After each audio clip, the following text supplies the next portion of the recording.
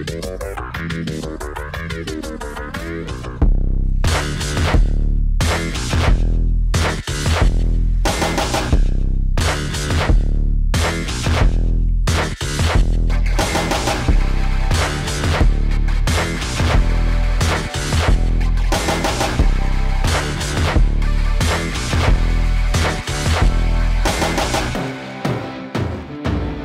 the fucking show.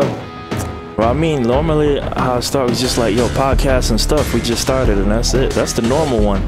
But we out here coming with topics and stuff. So we got the homie Joss. We not doing a live stream because we being cautious. So yeah, man, my man, he wanted to do this. You wanted to do this, right? So this was your idea. You come with the topic. What made you even want to do the podcast today? I didn't want to do it. You came last night with a gun to my head and you were like, yeah, you can do this shit. I teleported to Buffalo, son. Oh shit. Let's put that away. But yeah.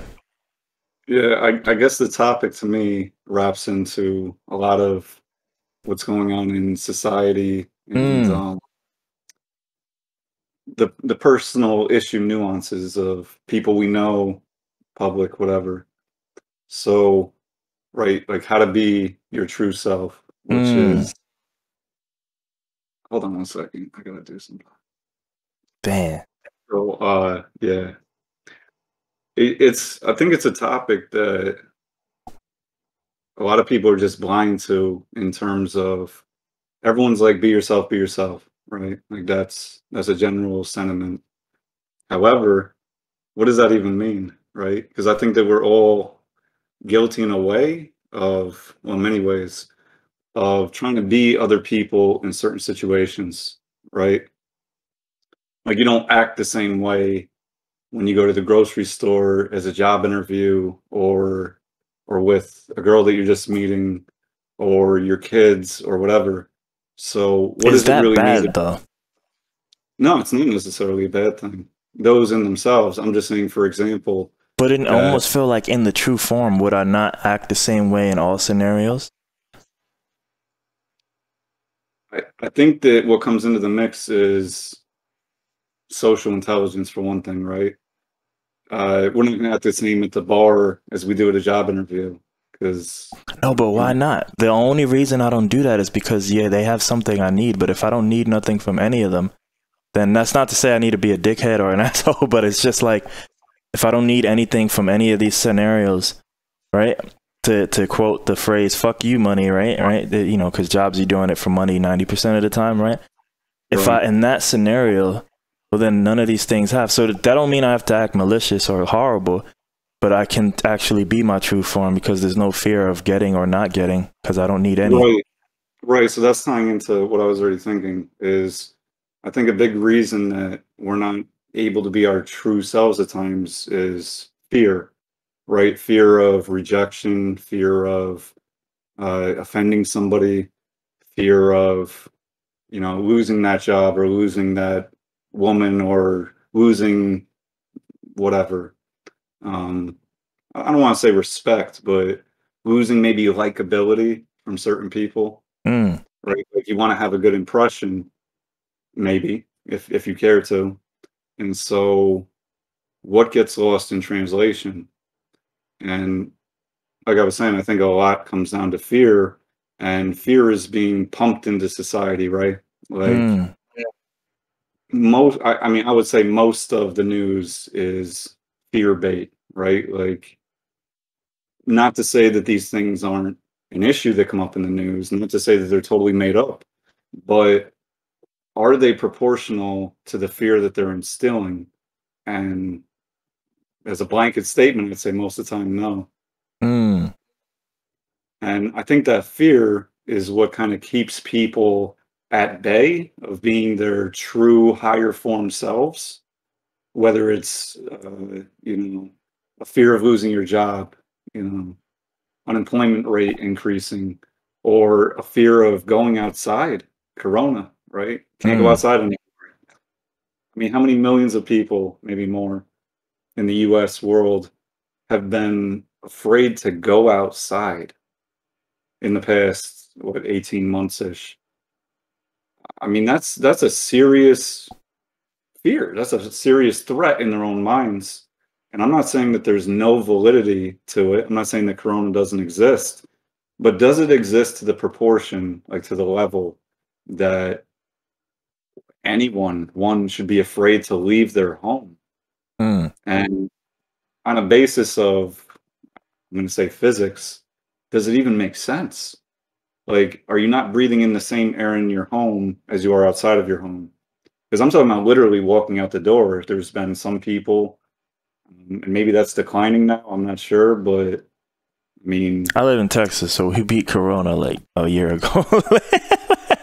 But I know what you mean. Because I feel like definitely that March to June run up, probably a lot of fear because there was a lot of uncertainty, unknown, you know? So. Right. And I think that's a good tactic of fear is, you know, at times we're hearing from experts, quote unquote, and there's unknowns involved, right? Like it can't even be quantified at times, like what the chance is of you getting Corona. I mean, on the topic of Corona, and what the chances are of you dying of Corona.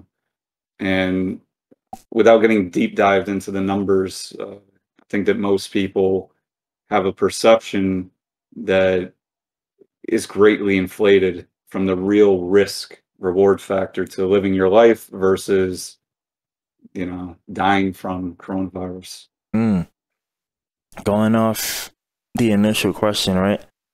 And there was little allusions to it, but how does one go back to their authentic self, you know, or how does one become their authentic self? Right. So, deep dive in here. We, at whatever age we are a product of everything. Our upbringing, society, what we've learned, everything. And I think, I mean, you're saying to go back to our original selves. I don't know if we were our original selves other when we were first born, right? So yeah, I don't mean the original self as much as the true self, the authentic self. That doesn't necessarily mean the original, but just the true, you know? So I think the first step is deprogramming, like, which is difficult. Not to say it's easy. And how do you deprogram? Yeah, I was going to ask first.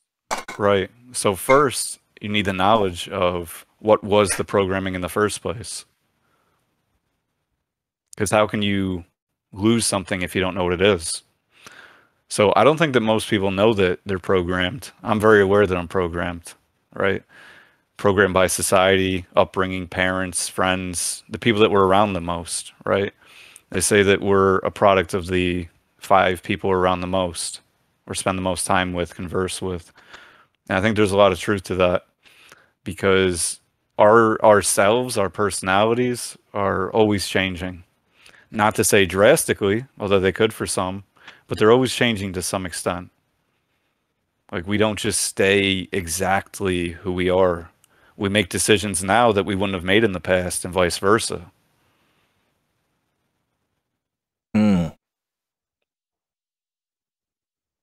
So how do you even become aware that you're even programmed or not programmed? Does it sound like borderline Matrix stuff? That's exactly what it is. That's exactly what it is. And I mean, in that movie, someone had to make it clear to him, and he didn't believe for a long time.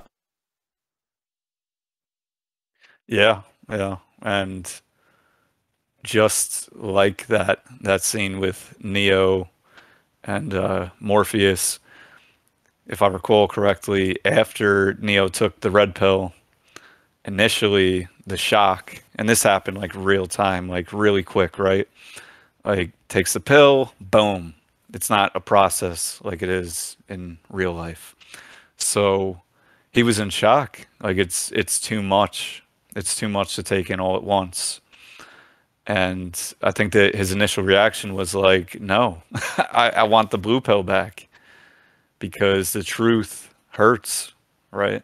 I think if you go before that scene, like, as I was trying to think, I was like, I don't even think he even wants to actually leave. Because one, he just probably doesn't believe them. but the only reason he does is because he has no choice, because people are trying to kill him, and he's like, well, you know, like, these guys are at least calling me, you know, like, so yeah. So he was kind of forced out. Now I think about it, I was like, he didn't even make the decision. It was either die or take a leap of faith, you know, because you're gonna die if you don't. So he didn't make a decision in terms of, you know, out of nowhere. It was precipitated by, like you're saying, he was in a situation, he had to make a choice. So I know what you're saying, like he didn't want to initially, like he didn't want to before that chain of events happened, like he's being hunted down and whatever. And I think that's a good analogy for life. Like certain things happen to us, whether we do them or they just land in our lap, where we're like ready for a change of perspective. Like we want to know the truth. It's frustrating at times. How did this event happen to us? You know, and there's always a reason. We don't always want to know the reason, which is why I think most people are kind of content. I was going to say happy, but I don't know if happy is the word, but kind of contently comfortable in a blue pill, if we can use that analogy, a blue pill paradigm. So for certain people, and Neo was to be the one, right? I mean, that was like the theme of Morpheus pulling him out, is he's the one. And there was definitely questions during it, like, is he actually the one? I don't know if he's the one. But it wasn't until he started believing that he was the one that he really became the one. Because nobody knew except for who's that woman there, the fortune teller? Oh yeah. No, I mean, you're not wrong, but yeah, if it's not, that's not her name, probably fortune teller, but that's what she does, you know, like Oracle, maybe Oracle. That was it. Yeah. So, you know, he went and saw the Oracle, and the Oracle was like, no, you know, you're not the one, essentially. I don't think she said that to him though, did she? I think to him, I almost feel like, like maybe not on the first visit. I think it was like the last visit they have. Something like that, and then they get attacked or some nonsense. Yeah, I think in the first Matrix, was that? That's what I'm thinking of. Yes, that's what I'm thinking of. I don't think he visited her twice. I think it was once, and he left believing that he's not the one. I mean, that's the fact, is that he left believing that he's not the one. And at a certain point, he wanted to tell Morpheus, as they're engaging in bullshit with these, what do you call them? Like the police fellas in the movie. Yeah. Whatever, but I think he refuses. He's probably like, she told you what you needed to hear or some stuff like that. Right. And I think that's kind of it, is nobody can really tell you who you are or who you're not. I mean, they can and they do, and that may influence us, but we shouldn't let it influence us, I think, is a lesson, because at the end of the day, it really has to come from within. Change has to come from within. Like, you know, how many people have you heard of in time just wishing somebody was a little bit different? You know, whoever it is. A lot of times I think, you know, past romantic relationship, whatever.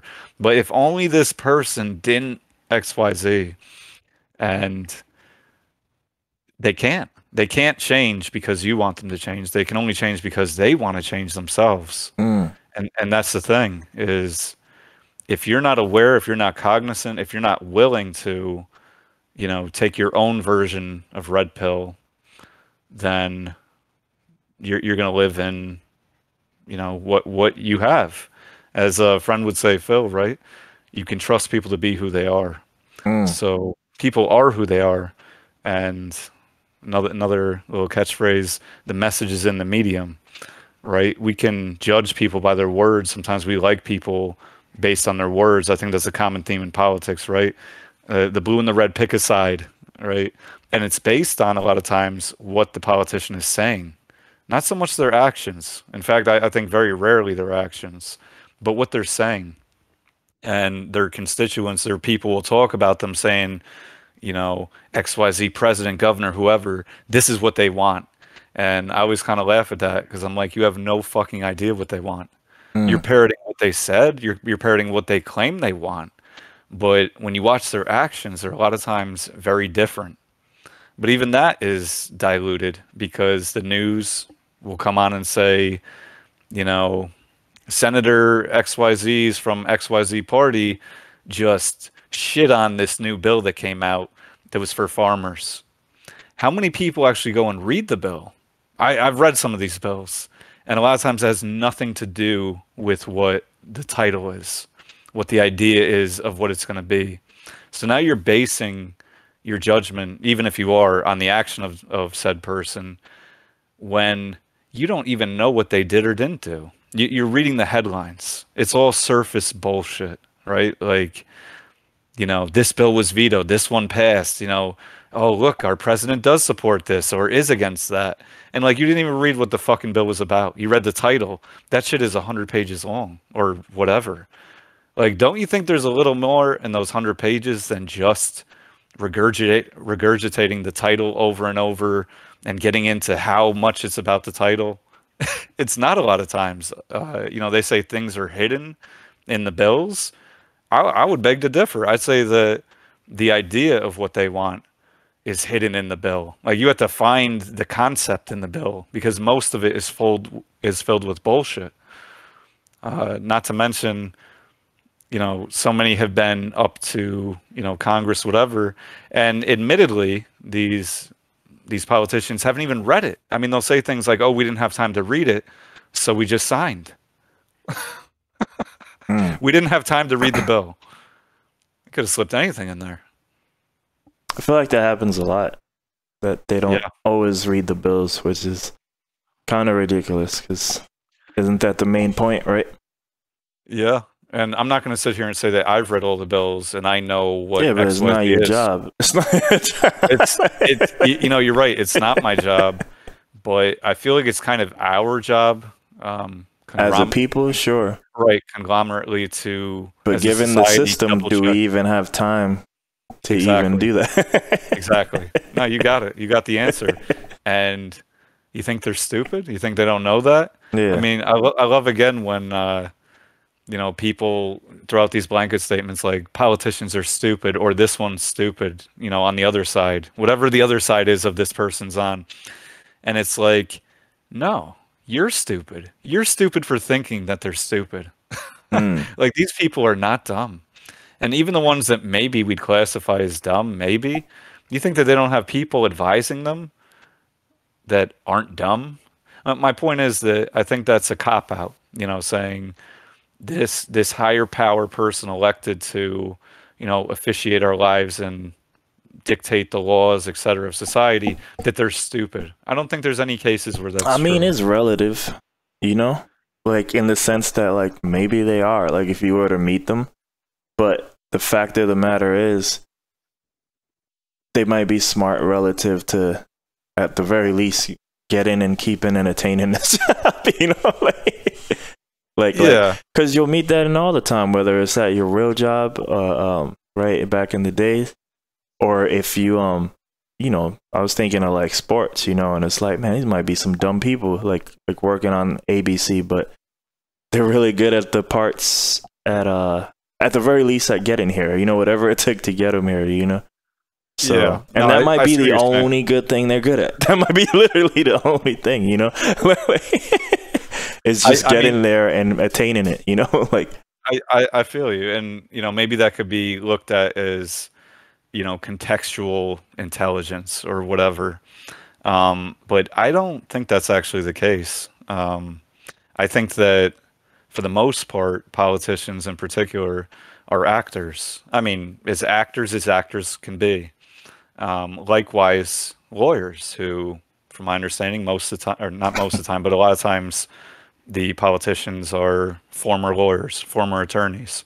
And it's the same thing. I mean, I've been through hundreds of court cases, and I've seen lawyers do stupid things. I mean, say and do things that make me think like, wow, this guy's a lawyer, this woman's a lawyer. I could have easily been a lawyer. Like, they're fucking retarded. But there's still an underpinning intelligence. Like, even sometimes when they do things that look stupid, it's actually almost like a fake out. And I'm not saying that they're all that good. I'm just saying that a lot of times things that look dumb on the surface are actually not. There's more to it. But like you were saying, most people are, consumed with life, with our It's just a society life, show. Yeah. and how much time do they have to look into these things? Which is an interesting point to how the D's and R's go, neck and neck at times. Like we hate each other, and how dare this side want this and that. And I get it. I mean, I felt that way on topics, but at the same time, there's just more to the story than the surface. I think that there's a lot of agenda that blows by people, and is purposely, it's not about right and wrong, it's purposely built in to have people at odds. So it's like the result isn't actually if this or that passes. The result is how divided can we make people? Because the more divided that they are, the less they're after us.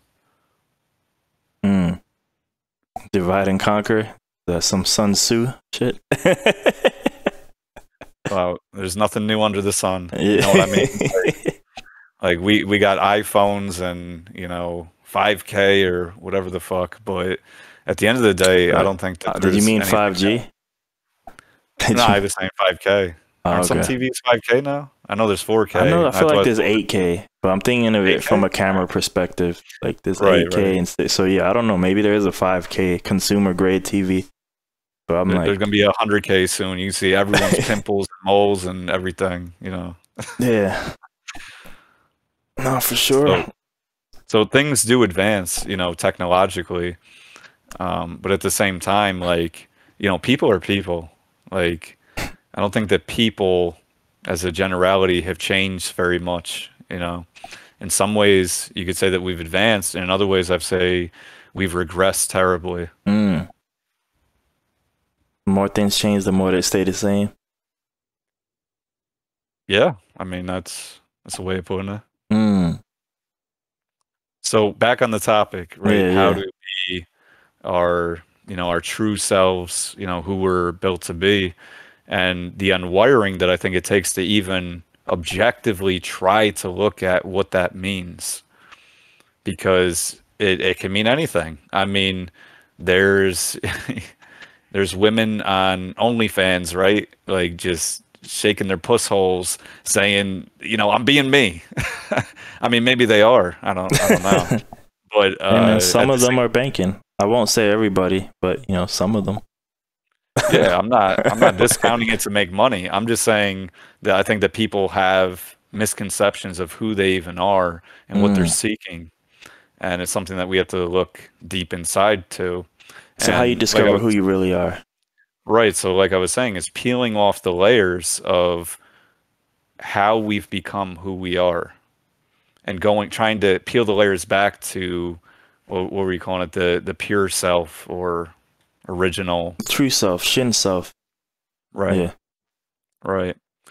So, I mean, aside from, talking to people, right? Bouncing ideas back and forth, content. I think that a great way is reading history, reading books that have to do with society, where we came from, where we are now.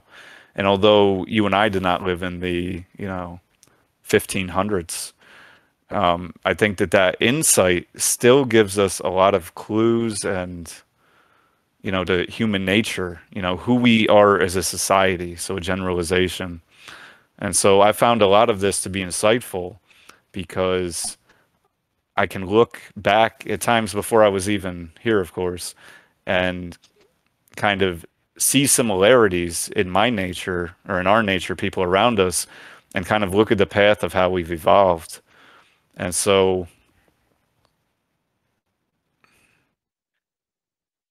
there's a lot, right? Like there's a lot. It's like a mental Rubik's Cube. Yeah. They spinning. I mean, there's many ways to learn. I feel like, damn, now I did the chair thing. Now I'm like not as tall as you. It'll come back up. But yeah, no, like I think also just ask yourself questions. I think that's the most important thing. You know, like I think a lot of times these things, these like self-help things, like I don't know, and then maybe it's just also like when you first hear them, you don't necessarily, you're not inclined to do on the first listen, right? Go back to the Matrix, right? But like I think also a lot of the things when they're at a pop culture level, they're not explained well. So I think people used to say like journaling, dope. You would hear that shit, and I feel like Oprah might have been one of the first places I heard. I'm talking about ABC Oprah, yo, like not Oprah Channel Oprah, but and to be fair, like I probably heard that in passing, so I didn't see the whole 1 hour show. You know, maybe my mom had it or something. But I feel like a lot of times you hear journaling's good, meditation's good, but they don't say why or how it does. I think one of my favorite things is The Secret, and I don't mean that I believe it or like it. I think is one of the worst examples of something good, and that I think is just packaged and sold horribly. I mean, I guess it works, so it's a great business. But what I mean is like I ain't really believe or understand any of the stuff they talk about in The Secret. To be fair, I never read the book. I only saw the Netflix one. Yeah, but I was like, man, this is fucking stupid. But later on, like as I learned other things about like the brain or neuroscience or just other books I read or something, I was like, oh, this is what they talking about here, but they tap on it as a surface level, you know? So if we go all the way back to like, I said ask questions, right? And I'm like, in some respects, you could argue that's almost like journaling with yourself. But I feel like a lot of people just say journaling sometimes. And yeah, then I'm like, what the fuck does that mean? So you don't even know what to write. But yeah, I think if you just ask yourself questions, inevitably, you end up confronted with some harsh stuff, which I guess might be truth, right? Because you end up clashing with reality ends up clashing with whatever you perceive reality to be, and thus the dangers in all these things is that yes, they can cause harsh depressions, but assuming you survive them, like you're probably better for it on the other side. But yeah, at a certain point, those things will clash. Depending on where you are in life, it may cause a harsh depression, but also, as you keep trying to understand this clash, a form of the true self or true thoughts should arise from that, you know, and then you go from there wherever you go from there, you know. One of the things I like to practice now, and I'll let you go, is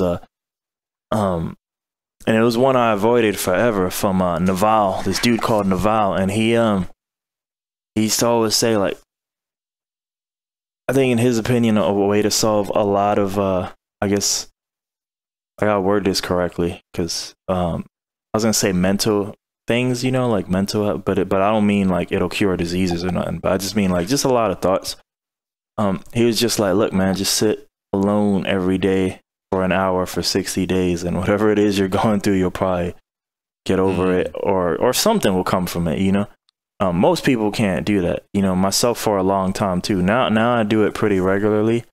It's not 60 days in a row, but you know, like I'll take 61, you know, like because it might every now and then, you know, like even like, and my problem too is I like to do it in the beginning of the day. Otherwise, I may be less inclined to do it. So right now I only did like 30 minutes because we're doing this. But yeah, like it's almost like an automatic. I feel like the same thing that would happen with journaling happens there too, now that I've done it enough times, except that like now maybe the subconscious arises, because if you're doing it correctly, no distractions, no phone, no nothing, you know. And sometimes I even think I'm cheating because I'm outside, so there's a bird or some shit, which is cool, but you know, in a form of, it is a form of distraction. I think in if you're doing it in your perfect form, you're probably alone with nothing, like in a room or something. Again, potential to go crazy can also arise from that, but yeah, no, like thoughts start coming to you that maybe you wouldn't have thought of naturally, and it's almost like the subconscious, like, hey man, there's some shit that's been bothering us, but you don't ever give yourself time. So now you're giving yourself time to process it, you know? And it's almost like facing, maybe it's almost like the true self coming out, and you're like, man, I can't believe I think these things. So now you're forced to confront them, eventually accept them, and then again, now you can move on as a sort of bonding of the two, you know, who you thought you were and who you are, and eventually, you know, challenge the becoming, right, of who you want to be, you know? Yeah. So.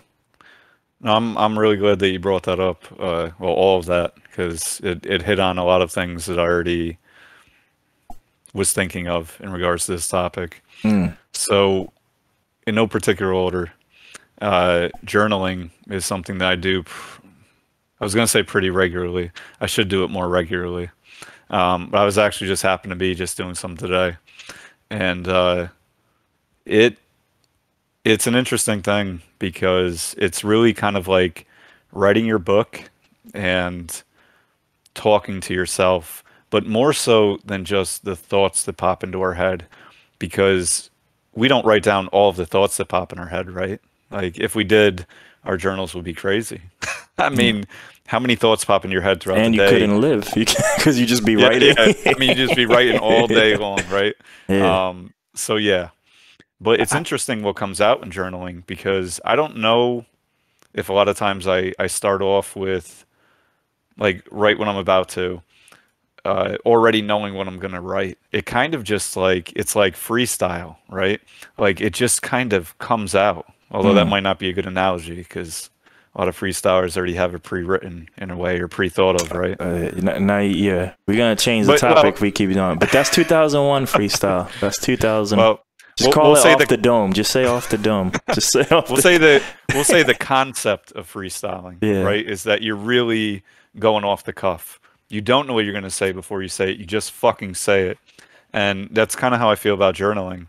And I think it's a mixture between my observations, which I don't know if I've done this on purpose, but I feel like over time have become less and less emotional, meaning that they're like observations, like science observations, not like this made me feel this way, or this is, you know, I'm angry, I'm sad, anything like that, but more so like, look, this is what I've noted in the day or the week or the month. And I'm going to write it down, because this isn't just a thought in my head. Like this is now becoming substantiated, because it's going into the journal, right? Like our book.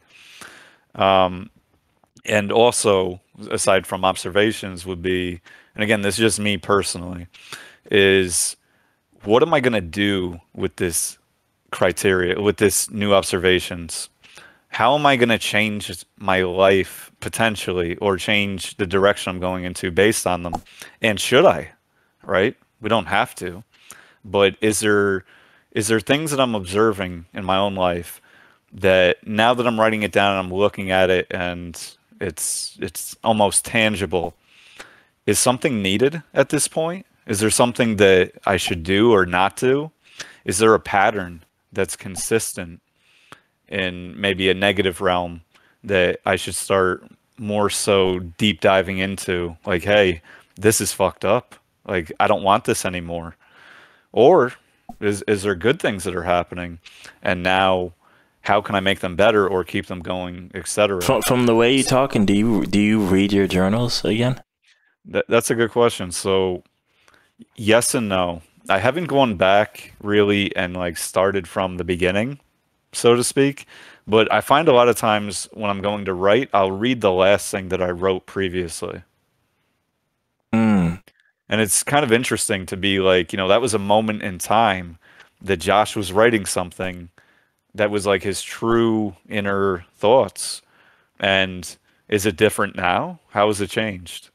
So I do think, in short, I think it's a really healthy thing to do. And I don't have the answer on how to do it. I'm not a journal specialist, but from what I've learned and what I do, I feel like it's beneficial to my life. And I think one of the reasons I didn't do it sooner in my life is I felt like it was, you know, I don't know, like immature, like something that maybe kids would do or girls would do or something like that. I think for pop culture, it was definitely sold as a girl thing, just like things like yoga and stuff. Right. But also, I would go with the whole surface level thing I was telling you about. I think a lot of times you would just hear some BS like journaling is good, the end. And I was like, you know, so I think especially with a younger, less aware version of myself, all I heard was journaling is good. I was like, cool, bro. Yeah. I'm gonna keep going now. Like that's not enough, you know. Journaling is good. Like I feel like that's why I'm like very anti just the secret stuff, because I just feel like it just says believe the end. I'm like, it don't say why, it don't say, you know what I mean? It's just like it just says believe it. I'm like, and I get it, that's super important, believing, but it don't say why, it don't say how the brain works, it don't say like you think, like what comes in and out. Like it just says like, yo, all these famous people believe you should too. And I'm like, cool, bro, I'm gonna go now. I mean, this is, I think, exactly what we were just talking about in a different respect, is that there's way too much surface stimuli bullshit. Yeah. Can I coin that? Can I coin that? Hashtag. In society. You could coin it. I don't know how marketable it is. Sweatshirts. Anyway, where there's this surface idea which either jives with our preconceived ego investment, you know, thought process, what we believe already, or goes against it. And based on what might be a sentence, right, a phrase, an idea, we either dismiss it or we take it in. And that's not being open-minded. And it's very surface. But like you're saying, I think a lot of society, that's how we operate. Headliners. Like that's the news, is headlines. I'm not saying that nobody reads the articles, but I think that most people get the sentiments from the headlines. If you're on the front page of whatever, New York Times, and, you know, I'm just coming up with a random example here, and you're, you know, Elliot Spitzer or some other fucktard who just did some grimy shit, everyone's going to see it immediately and already base their conceptions on really their preconceptions, what they already thought.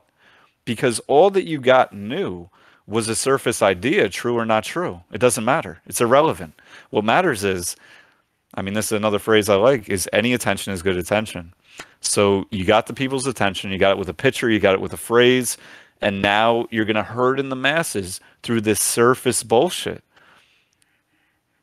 Maybe he cheated on his wife, maybe not. I don't know. I'm not a PI. But I do know that it could be a lie and it could be the truth. But it's irrelevant to my life. It's not important. I don't care. There's things to care about and there's things not to. And people decide what's important to them. And I think that most of society is really wound up in bullshit, like social media bullshit, political pick-a-size bullshit. Not size, side. And and we end up being a very, I think, shallow society where there's not a lot of in-depth discussion, or not nearly as much as there should be. And the debates that do happen, and I'm speaking very generally here, between people, whatever, the debates that do happen often, I think, are about right and wrong, moralistic, and character assassination, rather than actually getting at what might be defined as truth. Like, what is the truth of a matter? But more so, it gets tied to affiliations. It gets tied into something political or tied into something religious. And so somebody already makes a prejudgment, like, hey, this is tied to something I hate, so I can't support that. Or this is tied to something I already love, so I'm going to blindly support it. And again, very surface, very superficial. To go back a little bit, I remember the first time, or the first times I was journaling. I was actually, so I think I started journaling in Austin. And I think I just put it in my, what's up? How long ago was that again? So I think like, yeah, probably 2 years ago. But I'm literally saying probably like 2 Mays or 2 Junes ago. I remember I'm living at Bob's house, TCMB, where they call him on the streets. They called me Bob. He appreciates the shout out. Even got, I think that's even a business now. Like, it was just crazy. He somehow put that in his business. But I'm like, it's an engineering firm. I'm like, I was like, but you gonna put TCMB in there? I was like, all right, sure, you do what you gotta do. But anyway, I'm in that place, and I was like pulling all these things. I'm watching like the Impact Theory, the Tom Bilyeu, and I see this one guy like, hey man, you do these 6 things, blah blah blah, right? And one of them was journaling, you know. I think the other ones were like workout and like meditation and, you know, the same old stuff we hear, you know, they all good. But I was doing like a good majority of them, but I think journaling was one of the ones I wasn't doing. So I was like, all right, let me try this. I didn't know what to do. So I would just force myself to write. Later on, I would see a show and it almost ties in. That's why there's always like 3 things I recommend to people. One of them was the sit down thing I told you earlier, or do nothing. Yeah. The other one is journaling. And the other one's walking. But for all of them, right? And especially the ones that you're more active, the journaling and the walking one are easier because you're more active. Most people can't like sit still. But with those, you do it for an hour, because by getting into flow with those 2, then your mind will take over, you know, and like you said, you'll write down some stuff you ain't even know, essentially doing the same subconscious thing I was talking about. I don't think I ever did it for an hour at that time. I didn't have the hour concept, but yeah, I would just start writing, and eventually I would get into some weird flow and start writing some other stuff, you know. But I think it took a while though. I think the first like maybe month or so, like I was just writing to write, and I didn't know what the hell I was what I'm supposed to do here. Now, see, like to me, they all kind of bleed into each other. So it's like, do I journal? Like I don't journal the same way I did before, but I'm like, but I do the sit down thing, and I'm like, that to me is the same concept. And every now and then, even while I'm sitting down doing that, and I might pick up and write something that I'm like, all right, this part should be written down. But what instead of having a time, since I'm doing that already, I feel like that takes care of most of it. But what I do now is if I have a question throughout the day, I write down the question. Because now I feel like that whole thing, at some point, the journaling transformed. It might have been like way later in the game, maybe like 10 months after I started, or maybe even a year after I started. But it just became like a place for me to ask questions. I technically have 2, right? I do it all on my phone. So I'm on Journal 37, right? And then I'm starting to merge them now, right? Things are always evolving, right? But I have a separate one called the list, and on the list is just questions.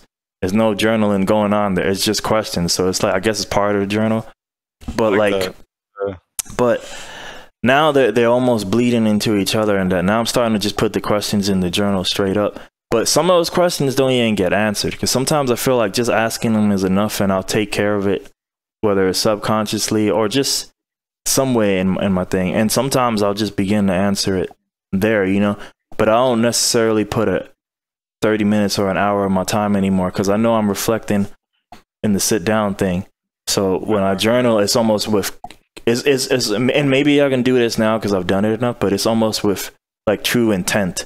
So if I take it out now, right, if I pull out the sword now, it's like, now I know what to do. So it's like, look, I'm gonna ask myself this question, and then I start answering. So I don't need to spend an hour, because now I know directly what I'm curious about.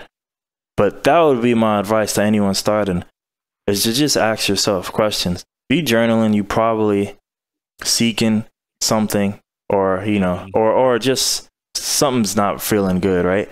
And obviously it's super vague, but whatever it is you feel, and just ask yourself why that is. And eventually you just go down the cycle of whys, you know, it'll be endless whys, you know, but I feel like that's the cure to everything in terms of like all the mental health stuff, in terms of depression, because this goes into something that I can't correctly explain. And I always remember I was in a bar with a physicist. It sounds like a bad joke, but it's true story. It's already starting a little suspect. I was in a bar with a physicist. A physicist. A doctor. And I don't even know what he is, but he works on like AI engineering, right? And so I'm talking to the AI guy, right? And the physicist, he knows me well. He's another of the endless marine friends I seem to have. Right? So he knows. You got to type. I guess. You gotta type. I mean, people talk about it with the girl, but you got to type. Yo, even before Phil joined, yo. So way before I met you, and even before Phil joined, yo, I had them. They just always around me. And in my college, like, they have the Air Force ROTC, right? Is that what it's called? ROTC or something? Or whatever. You know what I'm talking about. Their college, but they don't have a Marine one there. But somehow I find the Marines. I don't know why they gravitate towards me or something, or I gravitate to them. I don't know what's going on. I don't know. But might anyway, be something to that. Yeah, no, I've noticed the pattern. It's endless. It's endless. Yo, the guy, probably one of my closest musical friends in this city, also ex-Marine. It's endless. It's endless. There's no ex-Marines, by the way. Oh yeah. Oh, my bad. It's talking from someone who's not one. That's why. So I'm just using the verbiage. Exactly. It's not too late. It's not too late. Nah, it is. You got to be 27, I think. This ain't the Air Force. I think Air Force, I still got time. Yeah, I mean, I think you're good on that. Yeah. But anyway, so I'm in there with those two, and I said this thing, and I don't even remember exactly, but this will tie into the whole thing I was talking about, narratives. But basically, like, nothing exists, so everything exists, right? And yo, the AI guy was like, "The fuck you talking about?" He thought I was like crazy. And I wish I recorded it or wrote down, but the physicist said it using very big language, like big words. And the AI swung to his way, like, "Oh, you're right, Abe." And I was like, what did you say? And like, I still don't, I asked him to re-explain it one day, but I think maybe now I'm ready for it, to hear what he said in the bigger verbiage. But I say that to mean like, because when you're doing a journal and asking yourself questions, and like, I remember going through my depression over a girl, whatever. And it's just like, it don't really matter. I don't know why we as humans are like this, but it do seem like we need to derive some meaning from whatever it is has happened in our life, right? But the thing that's funny is, while we may need the meaning, it doesn't actually matter what that is, what that meaning is, or what that narrative is. So it might need to have a purpose, but if you're asking yourself the question, right, and you're doing this shit all internally, there's a good chance all of it is biased and it's all for you, right? So it's just like, it's probably all false, but for whatever reason, your mind can buy it. And thus now you can magically move on. What was now like an insurmountable object for like, multiple years, right, in my life now, like I can now move on, and now I'm not depressed no more magically, because I wrote down in my journal whatever narrative or something I needed to hear, true or not. It satisfied whatever that is for, like, I need a meaning as to why this happened. And by asking myself why, I came up with the why. And is it true? I don't know, but it's true enough that I can now move on, And I think that's the whole thing. Like it doesn't actually matter what we tell ourselves, but we do kind of need to tell ourselves something. So why not make it something good? That part's a little harder, for some people. But yeah, pick a good narrative, right? Instead of a bad one. Because if you pick a bad one, well, then you create that, bad feedback loop, and that'll work too. It just won't work for you, Yeah, I kind of agree in a way, and I kind of disagree in a way. I think that the idea of absolute truth is maybe the hardest to swallow, but the best for us at the end of the day. So I don't think that a story that we tell ourselves need be good or bad, but I can certainly see the positive and negative, at least initially, in doing so. But I think at the end of the day, like, the deeper long-term fix is actually the truth, which a lot of times has, or maybe every time, has good and bad. It's a little bit of both. And it might be more one than the other, but regardless of the difficulty that it might have in initially accepting it as truth, at the end of the day, that's going to be more healing than if the truth is good and we tell ourselves a lie, or vice versa, because we're talking, doomsdayer versus band-aids. And I don't think that either one in the long term is something beneficial to us. When I say that, when you're asking yourself why you're, that'd be very interesting mindfuckery, and I bet you it does exist. But I'm like, more than likely, you're probably telling yourself the truth. Maybe not in the beginning if it's brand new, but I'm like, if you keep doing it, I think eventually you'll get comfortable enough to tell yourself the truth. What I'm saying it doesn't matter or exists is that there's still an inherent bias to yourself. So even if you're telling yourself the truth, it might not be true if you're looking at it from an objective point of view for whatever the situation might be, Right. So that's why I'm saying it doesn't actually matter. Like, but usually it does seem like our minds need some type of meaning or purpose or something, for whatever these events are that are stalling us, Yeah, well, I definitely agree with you on the especially on the asking questions part of ourselves and others. And I don't mean directly necessarily, but I mean more so in questioning. And that's getting past that, surface What do you mean idea. asking questions of others? What does that mean? Like, you mean Well, no, I'm literally saying- having conversation with someone else? No, Okay. I'm saying that's not what I mean. What I mean Okay. is questioning things. So you could say skepticism, Yeah, right? yeah. And, that is breaking past the surface stuff, is when we question the deeper reasons, right? Like, why are we going to war? How many wars have we been involved in U.S. history? I mean, I'm not a history major, but it's too fucking many. Mm. And of course, the narratives, I mean, in the US, as far as I know, there might be differing school to school and state to state. But generally speaking, I think the narratives are pretty similar in that we went to war in the protection of the US and for the people or for people of another country. And without getting deep into it, I'm going to make a blanket fucking statement, which is that generally speaking, I don't think that's true.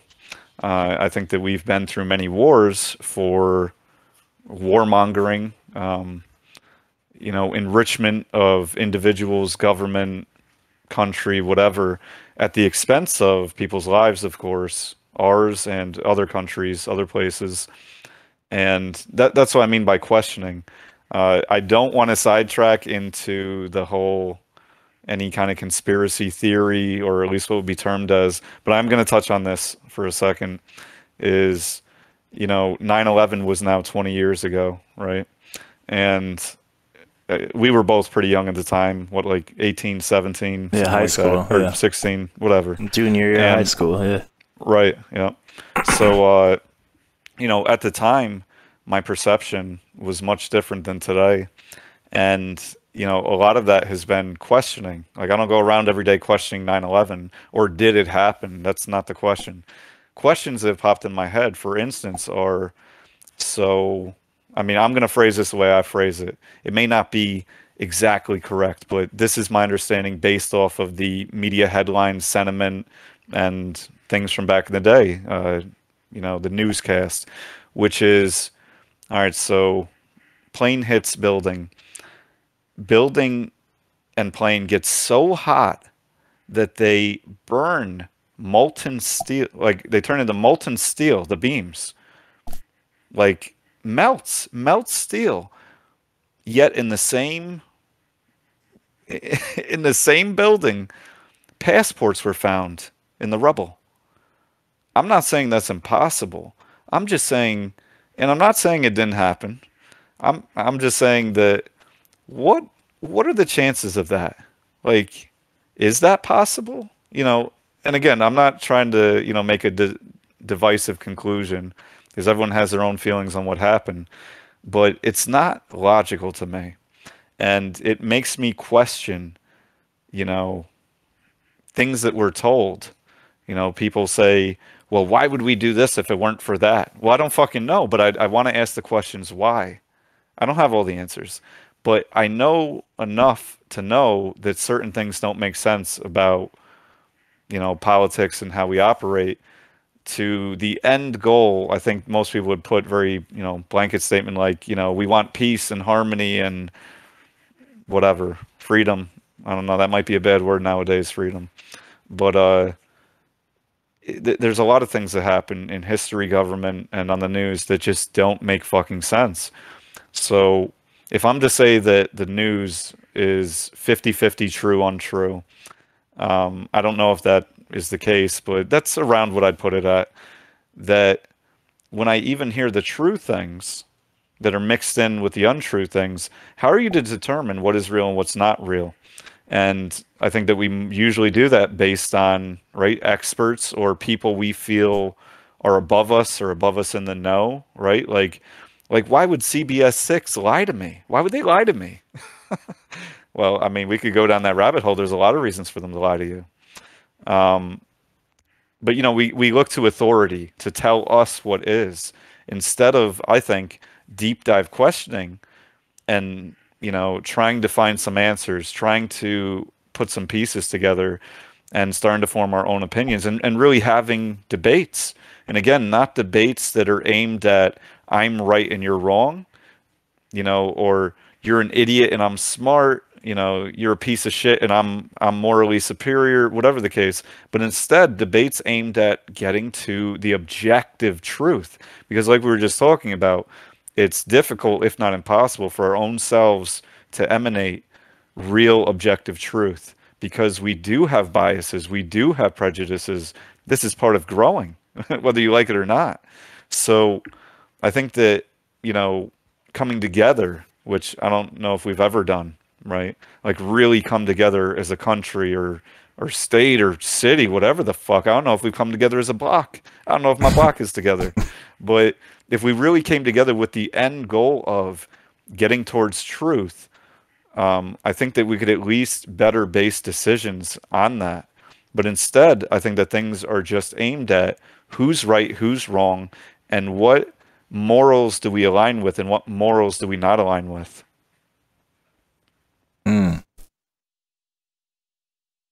You got that song came into my mind. Come together right now. And then that bass line.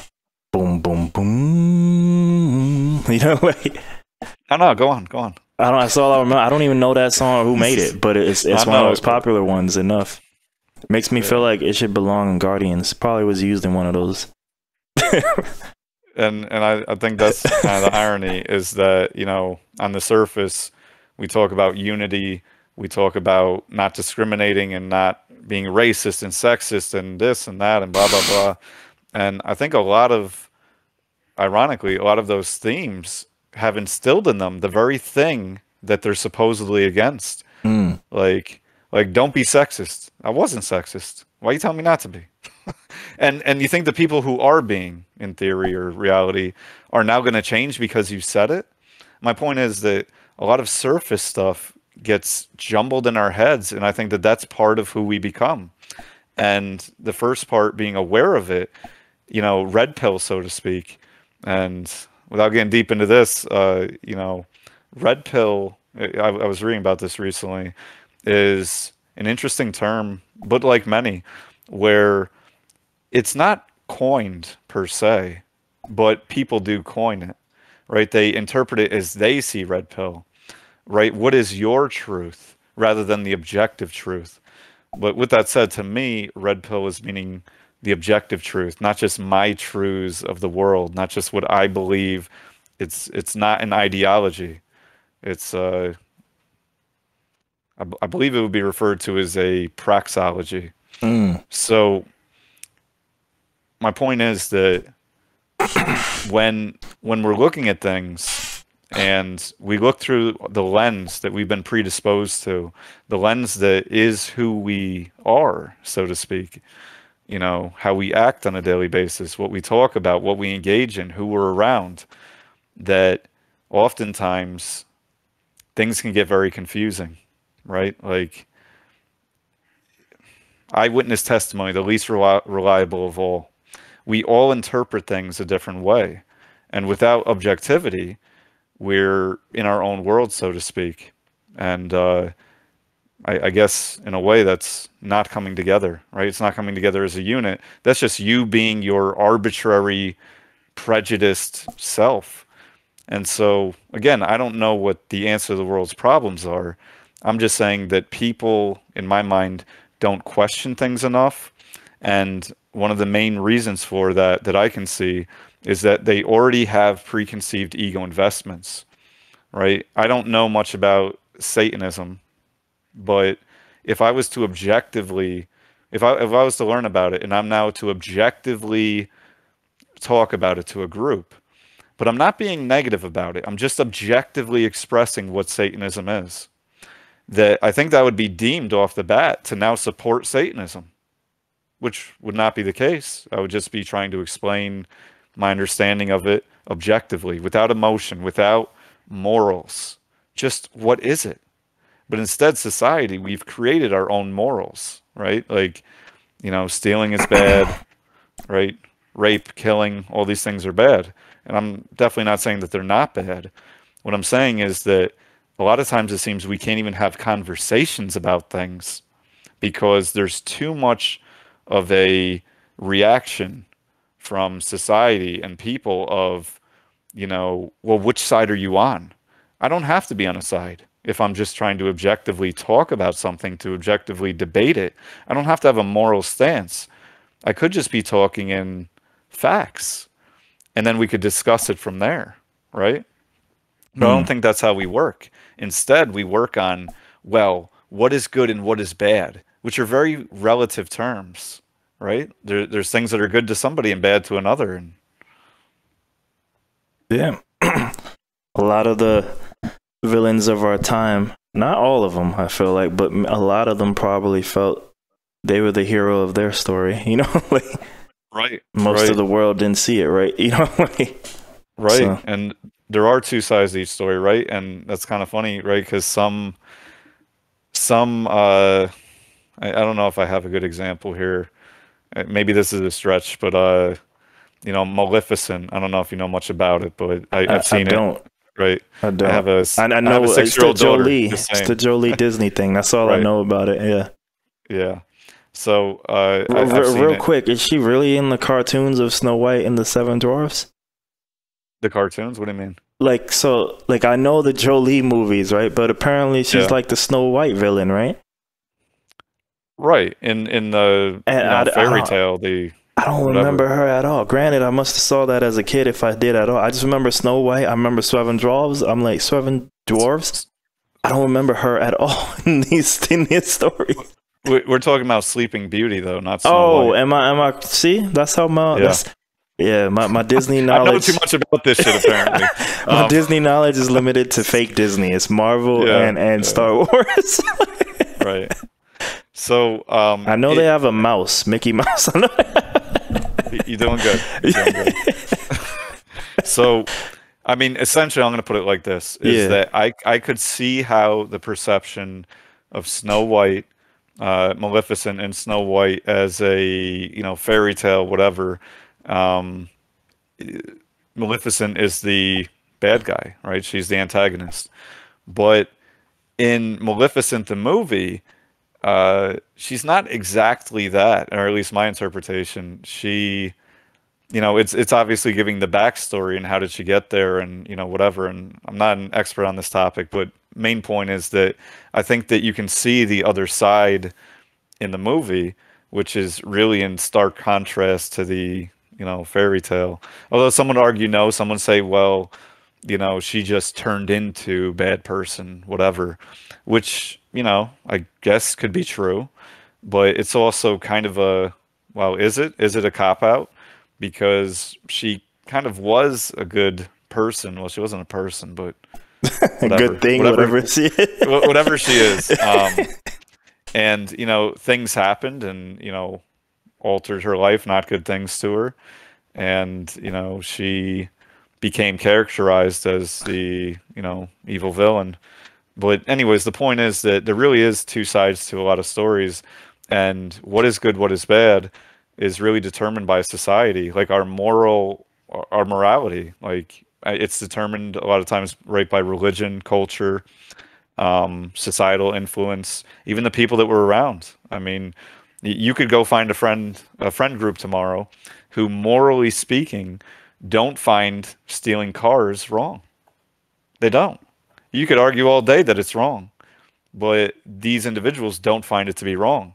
So your social circle is now, maybe at odds with your old way of thinking. I'm not saying that stealing cars is right. I'm just saying that we create our own moralistic, right, conceptions of right and wrong, good and evil, and that sort of thing. But they're not really objective because we're not talking in facts. We're talking in emotions and morals. Like, why are things bad, right? Why is it bad to do drugs? Why is it illegal to do drugs? And now we're seeing that kind of fade away as marijuana is legalized, and we didn't create a tax route for it. That's why it's illegal. A tax route, yeah. It took time to really, big government was like, hey, how are we gonna, have a monopoly on this shit, or maybe not monopoly, but you know, how are we going to be able to be most efficient at monetization?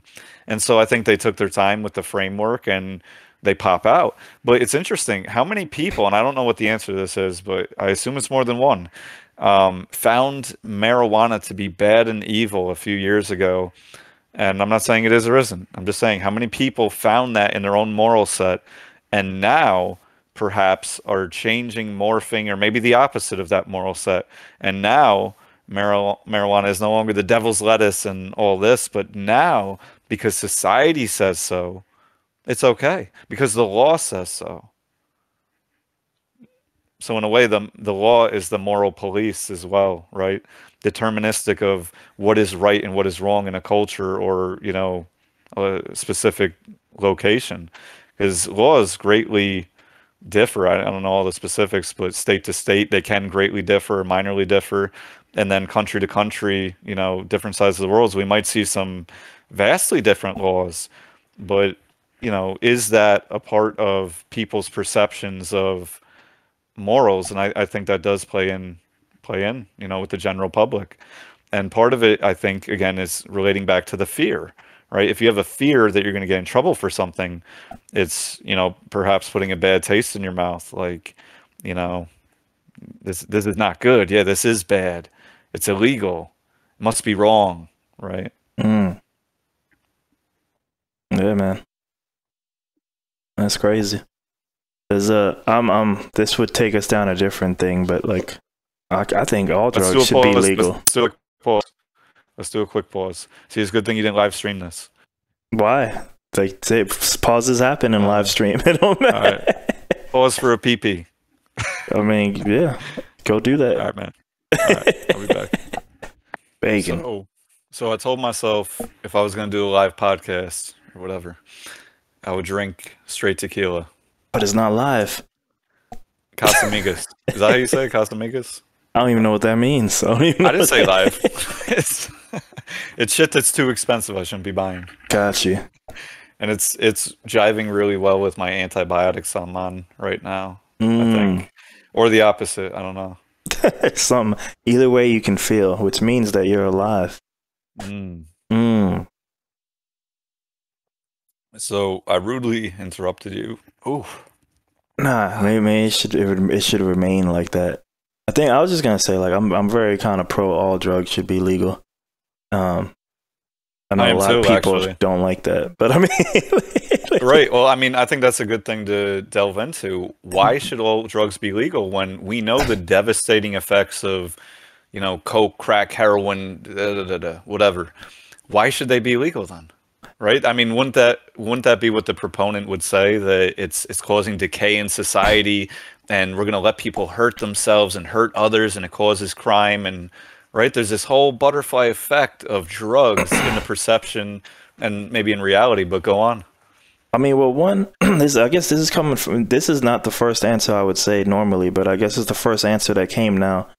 People need to save themselves, right? Right. I can't save you. So, what happens there is that because they're illegal, they end up in some crazy ass dangerous situations that would probably be avoided if I could just go to the local grocery shop or pharmacy. That probably makes more sense than get my cocaine, you know, from a legit source. Instead I gotta go to Oregon. There you go. But instead I gotta go to a back alley. Maybe I'm dealing with whatever is the local gangster of the day. I don't know, you know, like all kinds of things, and you end up, you know, with the stereotype, you know, I suck your dick for a hit, you know, all that crazy, you know, like you shouldn't even. Is that what happens to you when you're getting drugs in back alleyways? You get offered. No, man, but I've seen a lot of Chappelle skits, and they all seem to always have that dude with the white Tyrone. That's yeah. Tyrone. Yeah. Tyrone. Yo, he got a peanut butter and crack sandwich. Was that it? Peanut butter and crack? Some shit like that. Yeah. But then the other thing too, and this is the one where people disagree with me too. But again, a lot of it comes from like, you know, these like kind of moral beliefs, like I believe this, so you should be this way too. Is I feel like growing up, right, in the environments like we grew up in, right, it's just like I don't think I took a very, I don't know if, I guess fortunate might be the word. I don't know if fortunate is the right word, but I took a right? I haven't really done drugs for the most part. It's like I guess weed, and even that I did late, and that was very little. That was very little, you know. And it was all because of girls. Right. There you go, you know. Yeah, and it was all done for the wrong reason. It was just like to Thanks be for cool the around a reminder. girl. Yeah, man, always, Always. always. But I feel like the number one reason why it was incentivized to do it, especially in the neighborhoods we grew up in, it's because it was cool, you know. And part of it being cool is because it's illegal. But I think I can remember the first time I had a drink, right? Probably in 7th grade or something. And we used to do these weekly wrestling events at my friend's basement, right? It's horrible. Looking back on it, it's a miracle none of us got hurt. It's a miracle. Sounds like a good time. I mean. You know, it was a great time for then. But looking back, I'm like, how did anything real luckily happened, you know? Because, you know, we're like imitating wrestling, but we're doing it for real, even if it's fake. It's so stupid, but you know, it was fun, definitely a fun time. But I remember drinking it, and I was like, what's all the fuss about, you know? And that probably scarred me. That's probably the number one reason I'm not a drinker, is because I had fucking Heineken in 7th grade, and it was nasty as fuck. And had it been, maybe had I waited to longer and had something better, then maybe I go down a different, more addictive route. But I was like, this is nasty. And I still think to this day, I think 97% of the time I've had stuff, I'm like, this don't taste like a milkshake. Why would I want to drink more of it? You know? I mean, you can get ones that taste like a milkshake, right? Like a mudslide. I mean, if that's what you really want. I mean, maybe I need to try those. But a lot of times I have these concoctions that are mixed, and I'm like, yo, there's something in here ruining it. And it's the alcohol. It's the alcohol. So basically, you just need some virgin, non-alcoholic alcohol drinks. But then it's not alcohol. And you can fit in. But then it's not alcohol. But you can pretend. Yeah. Pretend. At this point, I'm too old to. I don't care no more. You know. Right. No, I'm talking about as a kid. The theory of trying to fit in and be cool. For sure. Right? But yeah, no. I feel like a lot of it came from that. But I feel like if all these things were legal, I don't know if they'd have their perceived cool vibe no more, because I think the only true danger of all these things being legal might be literally the first year turnover. I think there might be some craziness. There might be some people who go ham. But I think once, you know, is there, like after that, and unfortunately there might be some tragedies there. But after that, I think everyone would kind of be like, oh yeah, like now you really know what these things can or can't do. You know, They don't make you rich probably, you know, and a lot of times they fuck you up. It's like, well, why is this cool again? You know, like I think they'd just be less incentive. And if you are doing it, again, at least you're doing it in a more safer way. I don't gotta sneak off, be like, all right, let me get my dirty ass needle or some crazy shit, you know, like. Yeah. Well, right. So there's the moral aspect, there's the societal implication, and my moral aspect on drugs, anything from a Tylenol, coffee, to, you know, pure cocaine, heroin, whatever, and anything in between, is that they're not innately good or bad. They can't be defined on the moral spectrum. Now, we've created in society a code of moral spectrum towards drugs, like conglomerately, and that's reflected in our laws. So that's what it is. But intrinsically, I don't think that drugs are good or bad. And I think, like most things, I might be reaching a little bit, but I'm not, is that they're good in small doses, right? They're good in moderation, is what I'm trying to say. So mushrooms is something I've done a few times, late college, right? 20s, early 20s. And I am really glad for those experiences. I don't know if I'll do them again. It's been probably 14, 15 years. And I don't have an inclination to do them today, yesterday, tomorrow. It's not there. But I'm really glad that I did for the experiences I had. Not because in themselves they were life-changing, but they really gave me an idea, to try to sum this up, of an outside perspective to what we view in the world. Like it's almost like, you know, you see things differently, right? At the same time, I found mushrooms to be kind of dangerous, like in terms of a bad trip could be really, really bad. And I had some trips that were on the spectrum. They were getting close to that, and they were due to factors outside of my control once I was there, but inside of my control from the beginning. And, you know, one of those factors was who was I around. But anyways, I remember being back at SUNY Albany, and around this time, like freshman year, sophomore year, starting, you know, experimenting with shit.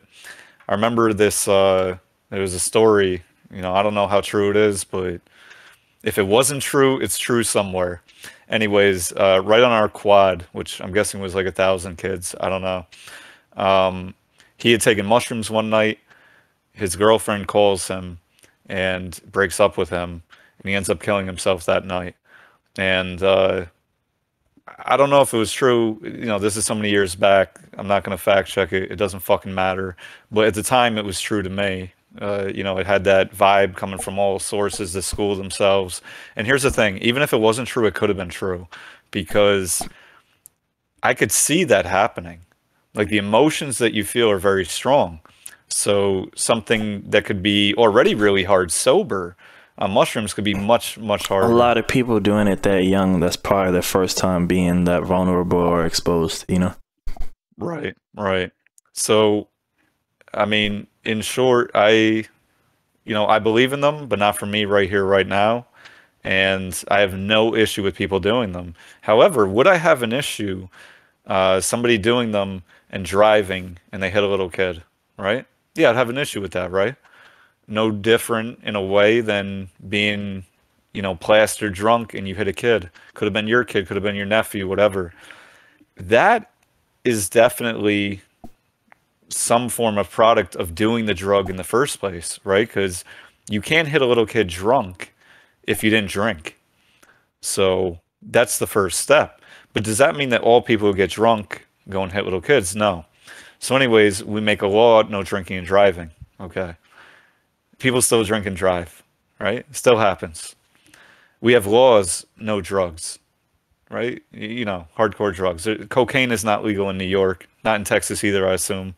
And feels like it is in LA. Just saying. Right. Even though I know it's not LA. Yeah. Nah, there's certain places right centric to the party town, the party city, whatever the fuck. But anyways, so laws we already know don't stop crime, and they're not the end all be all.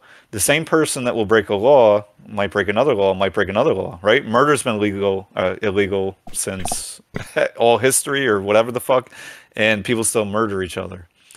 And so is it something to discourage? Yes, right? Like, you might want to murder somebody someday, but you don't do it because you're like, maybe morally in part, but the other part is like, I don't want to go to prison for the rest of my life, right? So it definitely, I think, works as a discouragement to things. But I kind of agree with you in realm of drugs that it might work the opposite, right? Like, it's already like, you know, a crazy thing maybe, right? Like doing heroin. I've never done it, but it seems like a crazy thing, right? Mushrooms, definitely. Weed, whatever. But what's up? I was going to say, to tie it back to everything, right? Being the authentic self, right? The younger we are, the less aware we are of these things. And I think growing up in certain environments, a lot of these drugs are just perceived as cool. You know, me and Phil, we've done a lot of the criticism of the today rap, right? And the today rap, to overgeneralize, has gone from being the entrepreneurial drug dealer and being the king goat to now you're the drug user yourself, you know? Like, so, you know, the younger you are, the more you are inherent to the glorification of those things. And now I could see why they didn't want us to hear rap when we were younger, you know? Yeah. But yeah, like the way it's glorified now. But if in a world where it was all legal, you probably still get some of that music.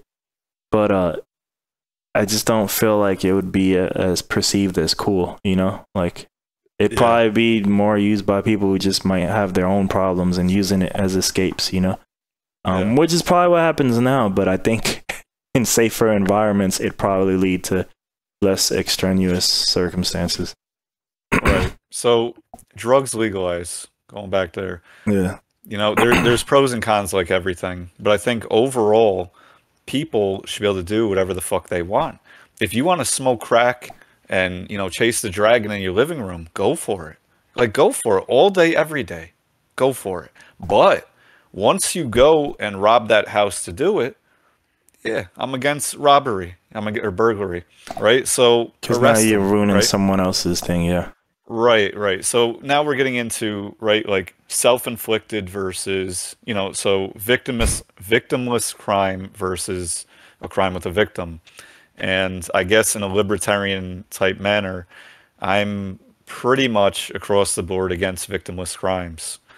Although I don't know that my definition of victimless crimes is the same as everyone's, but I do view drugs as a victimless crime in terms of, is there an actual victim? Perhaps, right? Like somebody who drinks, and this is legal, of course, alcohol, somebody who drinks 15 mixed drinks a night. And I've met these individuals. I mean, in my life, right? I don't know if you have, but I've met people that are just hardcore alcoholics, sometimes functioning ones, but they're destroying themselves. Like they really are. But as a society, right, we say, well, you know, they should go to AA or whatever, you know. But it's not illegal, not in itself. Yet, if you get behind a car, that's when it becomes illegal. My point is the same with drugs, any other drug, is if you're just self-inflicting, and I know that that sucks. It sucks to be the family member of that person, the friend of that person, whomever. It sucks to be that person, right? It sucks that it's been us at times in different ways, right? Self-inflicting pain upon ourselves in an unhealthy way. I think everyone has done it. Maybe not to the extremes of crack or whatever, but still. So once that person goes and does something illegal, okay, you know, when I say illegal, I mean harmful to somebody else or potentially harmful, then yeah, they should be dealt with, I guess. In our society, that's how it works. And I don't disagree with it. So as far as I'm concerned, the big reason that drugs have been illegal is what you already touched on. You know, the money. How are they going to, you know, really make money on it? And they're figuring that out, right? Big Yeah. Brother is figuring that out. In a utopian society, if we want to be all nice and good, right? Is utopian fantasy, right? So we're good. We're all good people. You design the same places where you get these drugs. Like they're literally in those same venues are places where they could help you if you so choose to get off these things too. You know, they're all one in the same place. Right. No, I agree. And that has happened in some other countries. And I don't even want to say, I feel like it was Switzerland. Somebody's probably going to correct me. But I remember actually listening to a podcast myself years ago. I don't know if it was like 5, 6 years ago, about this country. I probably named it wrong. But anyways, up there, right? Like Western, Upper Europe, whatever the fuck. That they had actually, right, legalized all drugs and, you know, basically found out that the number of users was dramatically decreasing. And one of the things was, right, you'd go and pick up your heroin or whatever from this place. The way it was described, I thought of it as like a hospital of sorts. But let's call it a dispensary. And you could get, you know, your drug there, and you would get your drug there. And I feel like it was free or cheap. I don't remember now. But either way, it was better in every way. I mean, in theory, or at least the way it was described, than going on the street, like what we were talking about earlier, like what happens or can happen on the street. So anyways, at the same time, they have like real deal, and again, this was my interpretation based on listening to this, real deal rehab centers. Like, I mean, full circle shit. Maybe the shit that we're talking about, like, you know, meditation, exercise, eating clean, you know, health shit, getting yourself together. Maybe I'm wrong, but it's esque of that, right? It sounded reminiscent of that. Sounded utopian as you were describing. So they found the numbers too, and they were going by the year, how many people were in rehab, and they were just dramatically declining. Now, I didn't hold the study. I'm not a native of that country that I don't even remember the fucking name of, but nonetheless, it sounds logical to me. And it seems to make sense based on what I did understand about what they were saying. And at the very least, I guess, because everything can be different in theory than reality, at the very least, we should give this a try in like negative, 250 years. You know what I'm saying? Like now, today. But that's not where we're focused. We are focused as society in the United States on TikTok and OnlyFans and bullshit shit on the TV. I mean, meaningless, empty shell shit. I mean, we can always blame that, but all you got to do is look at the simplicity of alcohol, like you named, and it's like even that was illegal. And what happened, right? We created, I mean, maybe the mafia existed before then, right? But you get all those infamous stories, and why? Because the people want it. That's so a good if example. the people want it, the people will do it. So why make them traverse this much, yo? Right. I'm sure maybe enough politicians wanted it. And maybe it got okay. I don't know why, yo. But yo, I remember there was that mayor. No, I'm saying back to your asking why. Like this is a great question to ask. Why? Yeah. I remember there was that mayor who used to do crack of Washington. Long time. He might be dead now. But I mean, like, this is a long time. This is like classic Chappelle and Chris Rock era. I bet you it wasn't from the crack. But I think he was like a mayor of Washington, like the DC area, or Maryland, or Baltimore. Because he was a big joke to make fun of. There was also a Canadian one. He's dead too, I think. That's who I was thinking of, is the Canadian one. Yeah.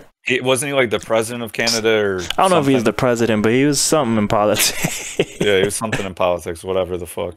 But yeah, no, that's what I was remembering when you said doing crack. Yeah. I was like, was that Washington? So I don't know that one you're referring to. Yeah. I don't remember. But these things, yeah, man. I don't know.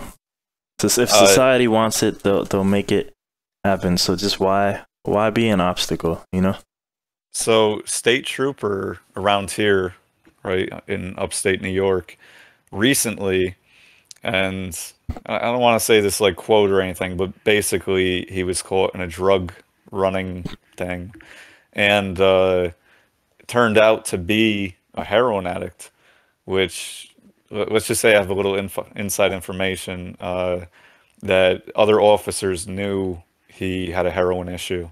And, I'm not going into whether or not he ever got help or anything like that, but the point is that he, from what I understand, at the time of getting caught, was a drug mule and a drug addict. And I believe it was heroin, but that was just, I don't know, a month ago, something like that. And it was local, and I knew people who knew him, so. Damn. But isn't that an interesting tie-in, right? Like, they're illegal, and the irony, right? You have police facilitating this rather than, part of that probably also ties into, like, just this whole different thing, but just a lot of jobs just don't pay enough money, like, so that's the easy option, quote unquote easy option, that comes along their way, Right. And, that's a big stress in people's lives, for good reason. With that said, I think that the irony is, for the average American, in my estimation, there is no enough money. There is no enough high-paying job. Is that most people operate, from my observation, in a manner that's make money, spend money. And for that same conceptual reason, you have, I was going to say the metaphorical, but it's actually in reality, lottery winners who end up somehow worse than they started, right? Like, I won $50 million and somehow I'm in more debt. I've heard those stories, I don't know anybody. So it's like, I've only heard that those things exist. It's easy for me to say, not being them. Like, I don't think that could ever happen to me, but I'm also saying that now with a much higher level of awareness than maybe younger me, so I'm like, I'm actually really confident. Like, yeah, no, it can't happen to me. Right, but, right. Well, I don't think I would classify you as the average American. Yeah. I mean, I'm not trying to give you a fluff job. I'm just saying. Like, it's hard to do it virtually. I get it, though. It's but a younger version of me probably would have believed the same thing. And who knows, might have been susceptible to this 50 mil. I still find it hard to believe, but I think now more than ever, as I keep learning more, I'm like, there ain't no chance. Dog. Ain't no chance. Like, well, let's broach on that. So, I've actually, seen some YouTube stories on it. Doesn't make them true, but nonetheless, on different winners. I don't know why I watched this. Don't fucking ask me. But and it went into like the top 10 or 20 worst of the cases. And anyways, let's forget about that for a second. There's an easier example. Going into professional sports as an elite athlete, right? There's been, many over time making money that like we can't comprehend. I'm not even going to try to quote any numbers. I'm going to make one up that I think is somewhat reasonable, but like, yeah, you don't gotta look too hard. Mike Tyson, all these people. There's so many. No, I know. Yeah, there's so many. Well, I was going to say Evander Holyfield, right? Look, like right there too, the real deal. They both tied together. Right, the ear bite and everything. Yeah. So anyways, from what I understand, he had like a $8 million mansion, Evander Holyfield. And, I don't know the story in between, but he lost it to bankruptcy, whatever, and ended up, financially in trouble. That's what I'd read anyways. This is why I said my mindset now, by the way, because a lot of those people got it probably too young.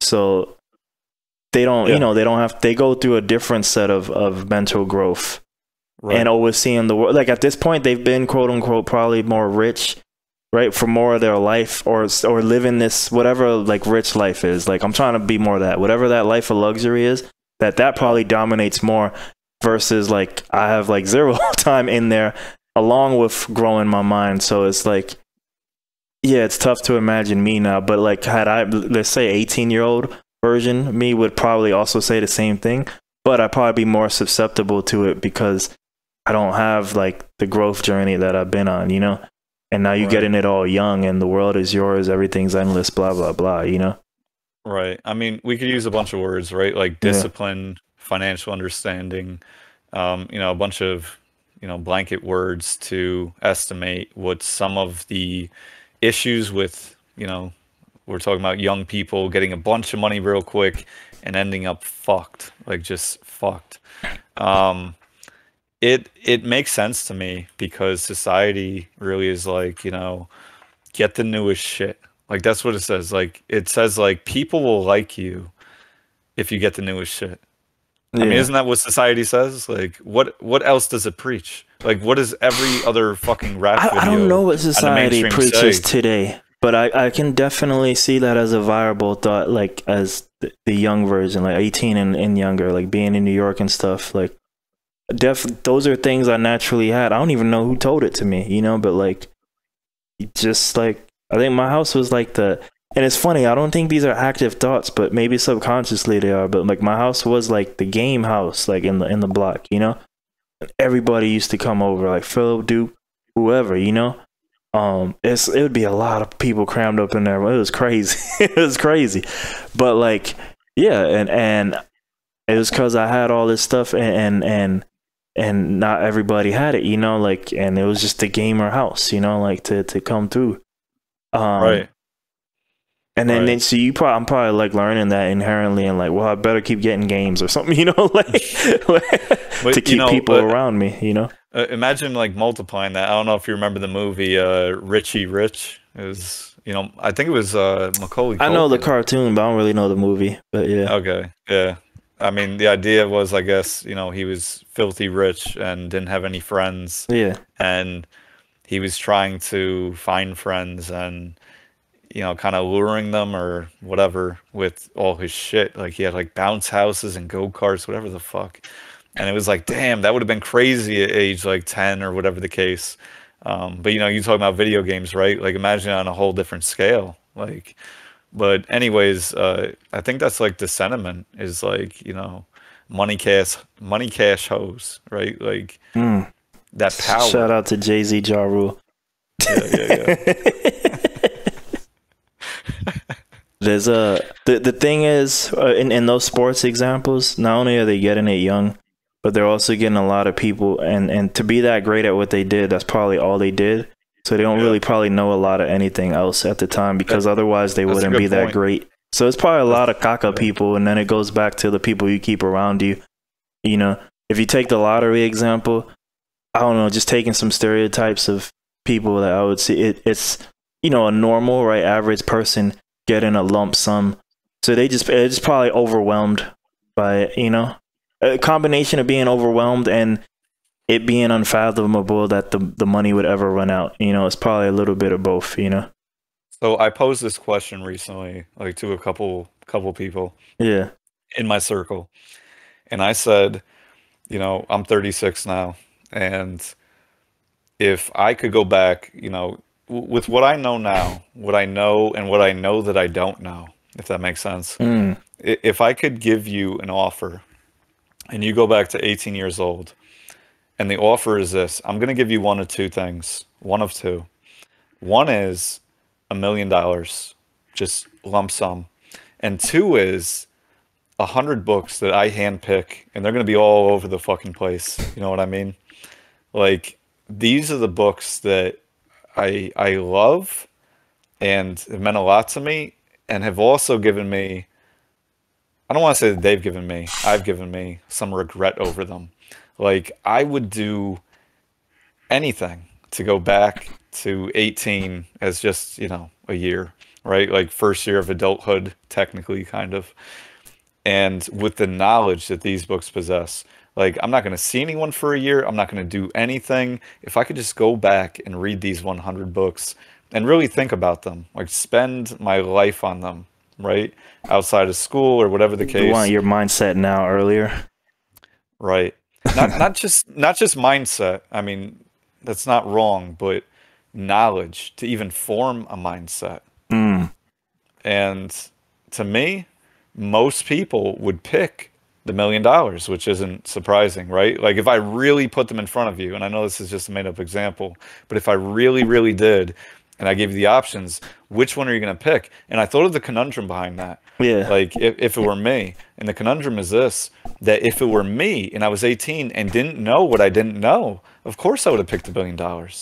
Because in your mind as an 18-year-old, how can you conceptualize that these 100 books are going to vastly outweigh the benefit of the instant gratification of $1 million?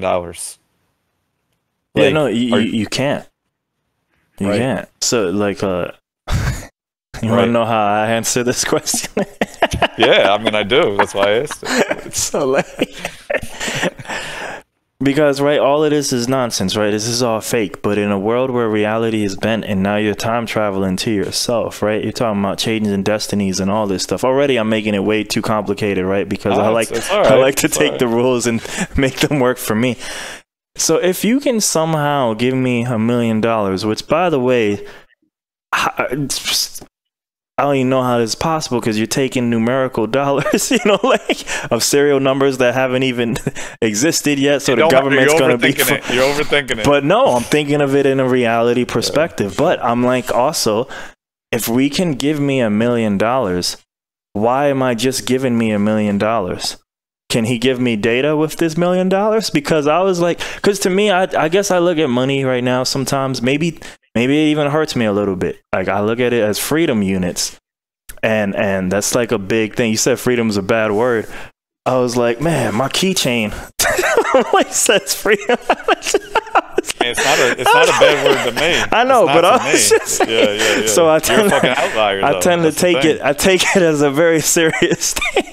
Yeah, so, like, but I was like, so if I could get the $1 million, I was like, why would I just only give it? Like, first off, million's always a bad number, right? But that's the thing we tend to think of.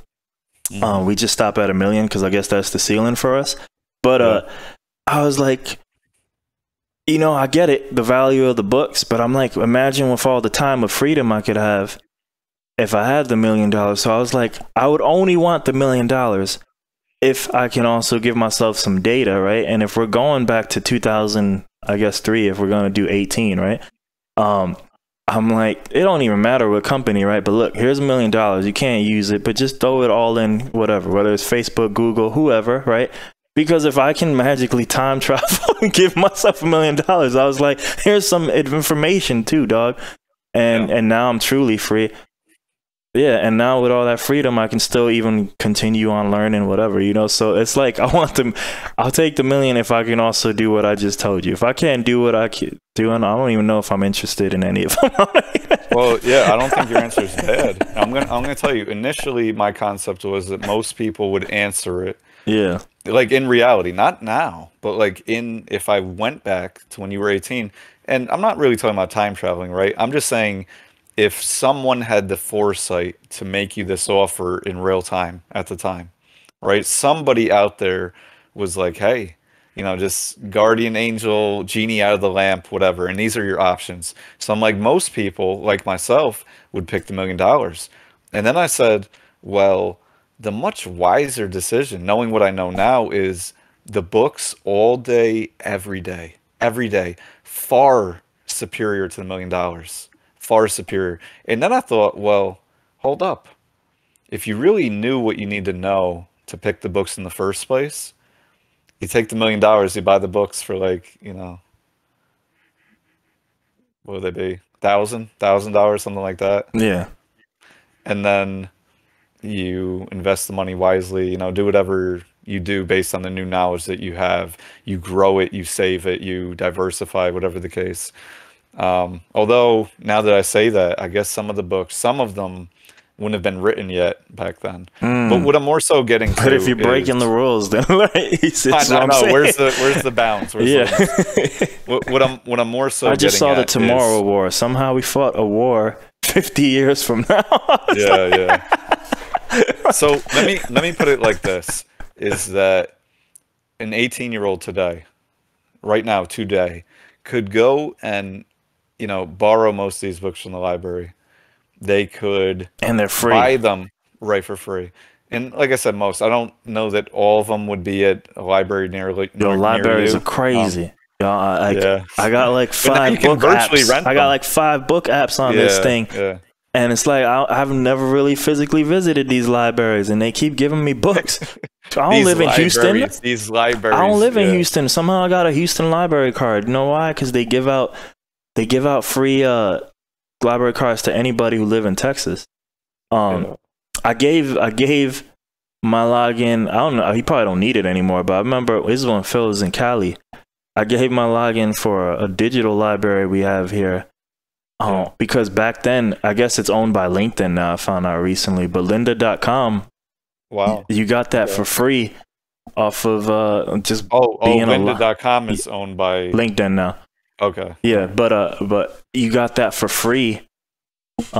Just being a member of the library, which you don't even pay for. Yet if you pay for lynda.com, it's like who knows how much a month, Right. Yeah. So like, them libraries is crazy. Everybody should join a library. They be giving shit away. I don't know why. And it's digital now. You don't even got to go there no more. Yeah. So I don't go to the library, or at least I haven't in a while. I have the Kindle, right? $100 investment with, I think it's like 15 a month, 10, 15, I don't know, for the Kindle Amazon subscription. And from what I understand, there's a rotating variety of books that you can rent or whatever you want to call them for free. So borrow for free within the month. And you can only have, I think, 10 out at a time. So it's been maybe a year, something like that. And I haven't gotten to the point yet where I'm like, okay, I need to go to the library now or buy a book now or whatever the case. So the point is that so far those titles, which I think they said were like some odd 10 or 15,000 rotating, they've been enough for me. There's been enough subjects and things. Pretty sure a 10K books is enough for you. I'm pretty sure. Yeah. No. I mean, that's a lot. Well, you got to consider, out of those 10K, most of them I'm not interested in reading. For sure, but it's still a lot. But I'm saying that I've sniped books, right? Like I've intentionally looked for certain titles based on recommendations or, one book leading me to another subject or a similar subject or whatever the case. And so far that's worked out. But my point is that imagine if I was and I knew enough to know that like, hey, you really need to do this. Like this is going to be your golden fucking ticket. Like more than 1 million. I don't want to say more than 1 billion, but more than 1 billion. More than any amount of money, the definition of invaluable. because you can't quantify some of what you're going to learn and be able to apply. And you're still going to make mistakes, of course, but the mistakes I could have avoided in my life, it's like they're invaluable. Like I couldn't put a price on them. So I guess what I'm talking about kind of is regret. And it's a tough subject. I thought of that word too. Yeah. But yeah. Because it's like you don't want to have regret, but I can't help but feel at times like, and again, it's like a conundrum. Like I've come so far, but it also makes me see where I came from, that I could have gotten to this new place so much sooner had I just known, what I didn't know, had I just questioned why more to things. Right? I brought it back. You remind me of a fighting gamer, because I hate fighting games is my favorite thing, right?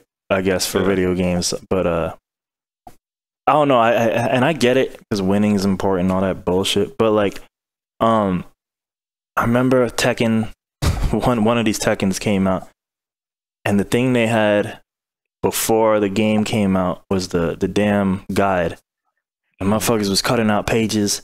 Yo, I'm a main Paul, and they would just learn these moves. They ain't played the game yet, and they just learn these moves, and I'm like, the fuck, you know, like I see where you're going. There's nothing to self-discovery here or nothing. It's just like, that's it. And you know, lo and behold, the game came out and all that shit was bullshit anyway. You got to throw it all away.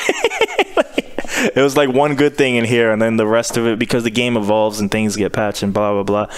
But I yeah, man, it's like nothing even happened yet, and is already all this like I don't know, memorization and learning just for something, and the event hasn't even transpired yet, you know, like right.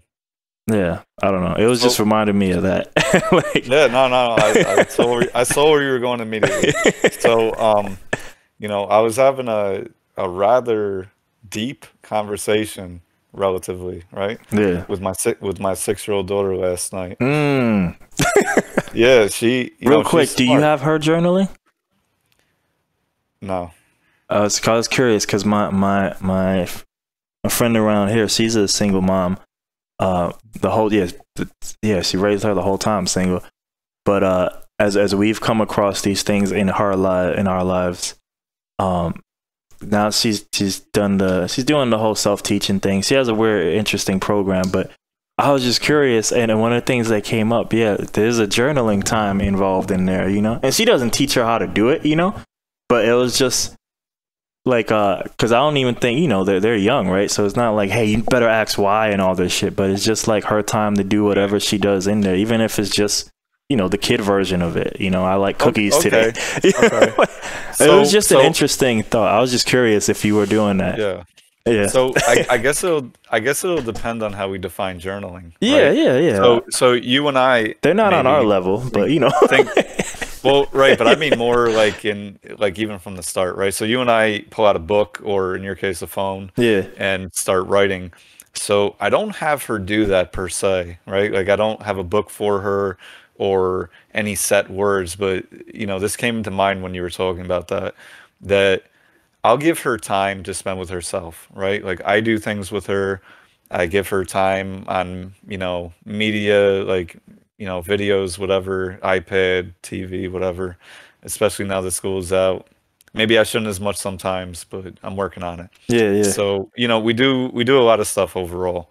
And sometimes I have her, you know, take her own self-time. And, you know, at first there's always resistance, of course, right? Because I think in a way the instant gratification glam is gone from, I'm going to spend self-time, right? Like daddy's not playing with me. I'm not on any social media. I'm not playing with a friend. We're not out somewhere. No escape. So anyways, right. So, you know, she'll go into her room or whatever the case. And what she does is she'll draw and like make a picture. And I never ask her to, but a lot of times it's for me, right? Like it'll be directed at me. It'll be writing towards me. It'll be a picture with me. You know what I mean? Like that sort of thing, which I guess is pretty flattering, right? It must be doing something right.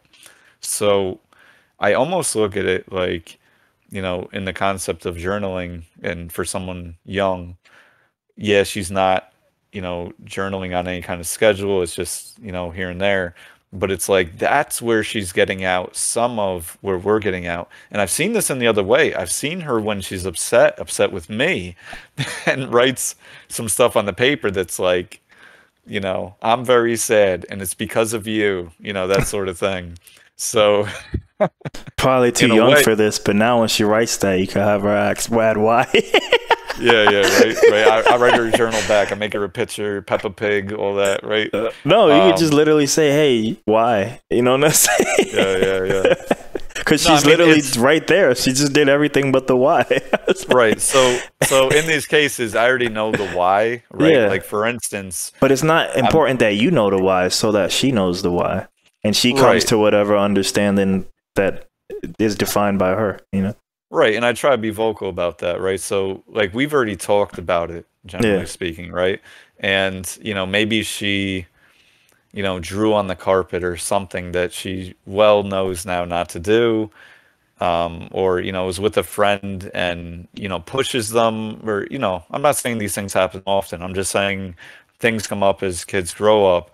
And so let's say at that point, I take her to the side, I give her discipline, which is my version, which a lot of times is having a stern, loving, but stern talk, right? Like, you can't be doing this. Like, is that nice to her? How would you feel if it were you? That sort of thing.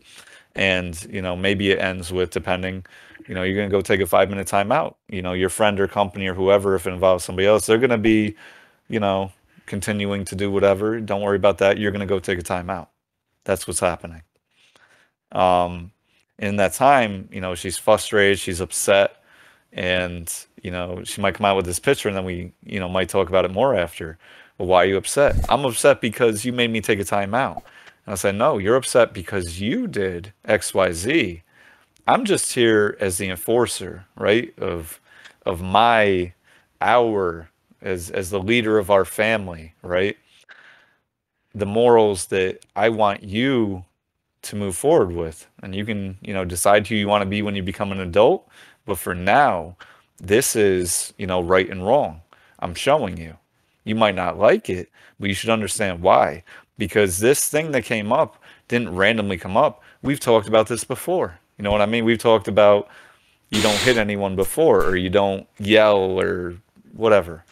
So it's not anything new, but I can see the childish, and I don't mean that in a bad way, of course, but the childish, deflection.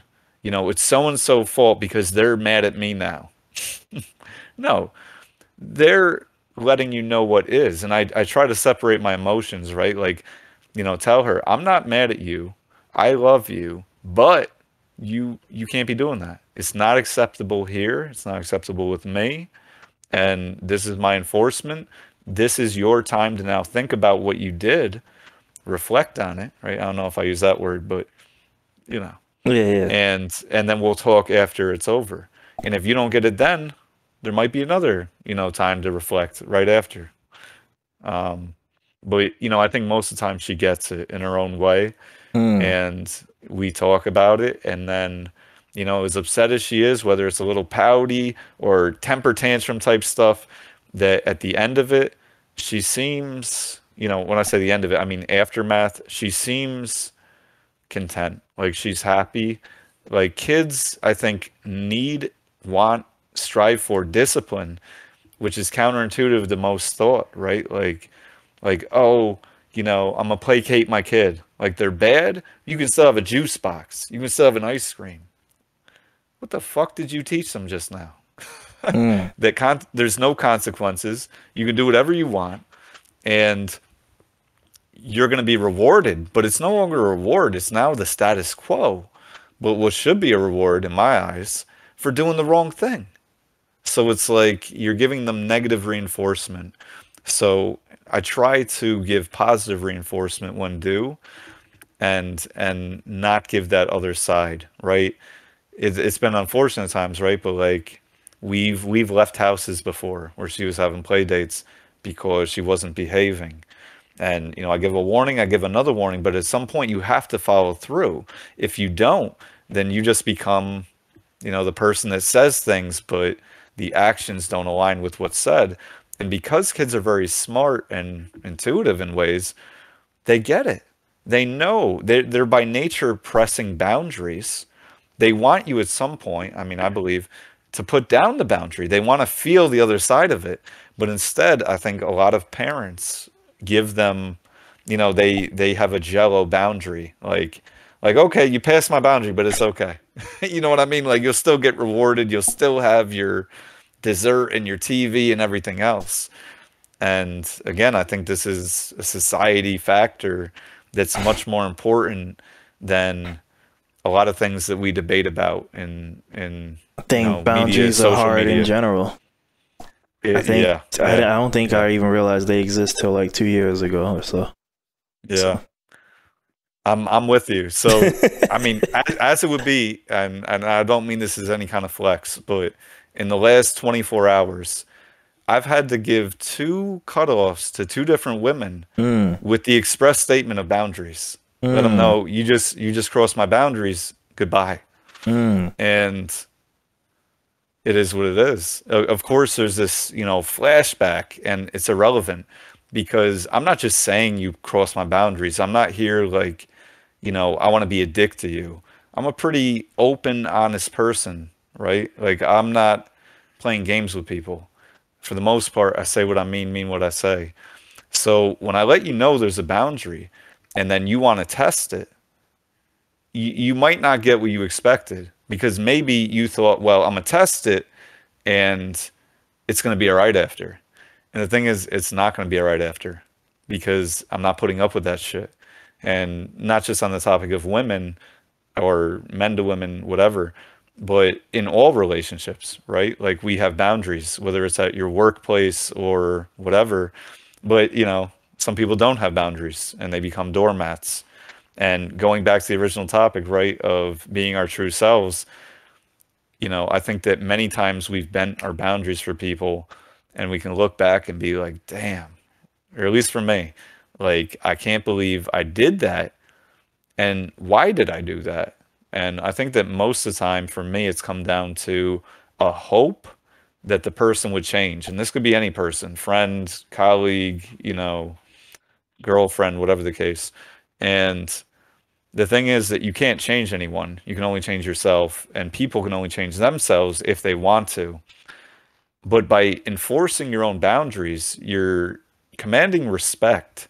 And by not enforcing your boundaries, you're eliciting disrespect.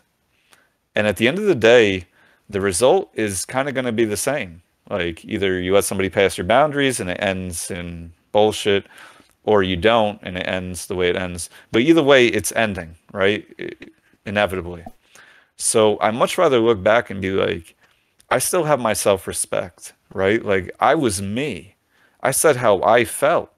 My boundaries might not be the same as Abraham's boundaries or Phil's boundaries or whoever, but nonetheless, I enforced my boundaries. And I think especially as a kid, that was hard, right? And especially if it came to an adult. And I don't mean that like I ever was, abused or anything, but I think it's difficult as a kid, right, to understand and implement even having boundaries with other kids, let alone adults. And it's something I guess I wish I learned much younger on, is there's a difference between being disrespectful to somebody and upholding your own boundaries. But I think in the social context, it's confused quite a bit because people inject their own morals. Well, you shouldn't be like this. You shouldn't want this. Well, you know what? It doesn't fucking matter that you don't agree with what I want or you don't agree with who I want to be. What matters is that it's how it is. And I'm not letting you or anyone pass that to a certain degree. Yeah, I wouldn't even know how to begin teaching that to younger self or any of that. Right. Yeah, I don't know that I have an answer to that either. Yeah. But I think it's an interesting subject because it's important. That's for sure. Yeah. And I've let my boundaries get mowed over in the past, and it just left me with regret. Yeah, it's the same. You know? And again, a lot of it came because I didn't even know they existed or they should exist or be acknowledged or whatever, you know, just like a lack of awareness. I think for me, it was like blinders, just like I wanted scenario A or B or C to happen so much that it can happen at all costs, you know? And it's fun. I think a lot of that thinking came from like attached to the outcome. Yeah, is what it sounds like. But it came from like, and it comes from what I would supposedly consider good things, you know, when you see like the Michael Jordans or the Kobes and how they describe their sport, you know, or and yeah, you know, like so I kind of just try to apply it to maybe other things that aren't sport specific, and yeah, it's not necessarily the same thing. Like, I mean, we can draw parallels like with anything, but yeah, it's tough. I feel like a lot of the things that might work with goals don't necessarily always work with people, you know? Yeah. One of the reasons I always give for that statement. It is general, but I mean like, but like tangible goals versus changing people? Or? No. So I mean like a lot of the things you might apply to like, I want outcome to happen that has nothing to do with a person. Like I need to win a game or whatever it is, you know, I need to win this fight versus like, I want, I don't know, person to be my girlfriend, or I want this person to change their mind on this subject or whatever. I feel like, I think originally I would approach those things with the same mindset, like all of them. But I think I found out, like, I think when it comes to people, you can't necessarily bring that same mindset to it.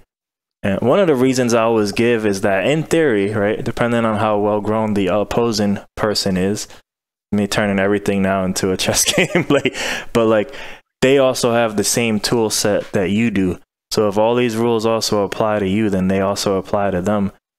And now you're just using them on each other, you know, and now you get the battle of what you want to happen versus what is happening, versus the one that tends to be ignored a lot of times is also what they want to happen, you know, and all those three things converging, you know. So versus if you have a goal, the goal has no say, you know, in the matter, you know, like it's just numb to it all, you know. So you can kind of apply a more definitive mindset, you know, that you don't really care about the goal's feelings, because the goal doesn't, you know, isn't tangible, it doesn't exist or per se, you know. Right. So it's, I mean, one thing that came to mind when you're talking about that is, well, for one thing, with a goal like winning a game or a fight, we are talking with other people, right? Yeah. Against somebody else, but not necessarily the game. Well, that's true. Yeah. And I might be shadow boxing. You beating up your shadow? Hey man, that shit fights back for some reason, you know. but did you ever notice he moves when you move? I know it's a very fucked up game, but I tell you what, like that's my workout for today, and I think today's the day I get him. Today's the day. So it sounded like some of the other side was, you know, intercepting free will, so to speak, right? Like, how can I make this person want me? Yeah. And the interesting counterintuitive answer to that is by being yourself, right? By not making it all them goes want back you. to zero. Right. So by being your true confident self, that's, you know, the dominant factor, right? Like that's where people do want to be around you, right? And it's kind of like, again, counterintuitive that like the people who more so don't give a fuck if anyone likes them end up with the most people liking them in a way, right? And the try-hard, we'll call it try-hard people of the world, they end up with poor results, we'll call them. And that's kind of counterintuitive, right? Like, wait, so the more effort I put in, the less close I am to my goal? But if you think about it, maybe your goal was wrong to begin with. You wanted someone or someone's to like you. It was the wrong goal, right? Because at the end of the day, the most important thing is that you like you. And if you're trying to get somebody else to like you, it sounds like you're not being you. Because if you were being you, you wouldn't be trying, right? Yeah, no, you're right. You don't have to try to be you. How do you have to try to be you? Those are all things. I remember my last girlfriend, I met my rapper. And he met us before we got together. And he was like, man, you acting weird. I didn't understand it at the time, but he was like, man, I ain't never seen you act this way before. And I don't even remember the verbiage he used, but basically some type of thing of where it's like, I don't know, but he said I wasn't acting like how I normally act. He used the verbiage that I feel like would make sense, but I really don't remember the words. But he saw a filter on you. Probably, sorts, yeah. Right? Yeah.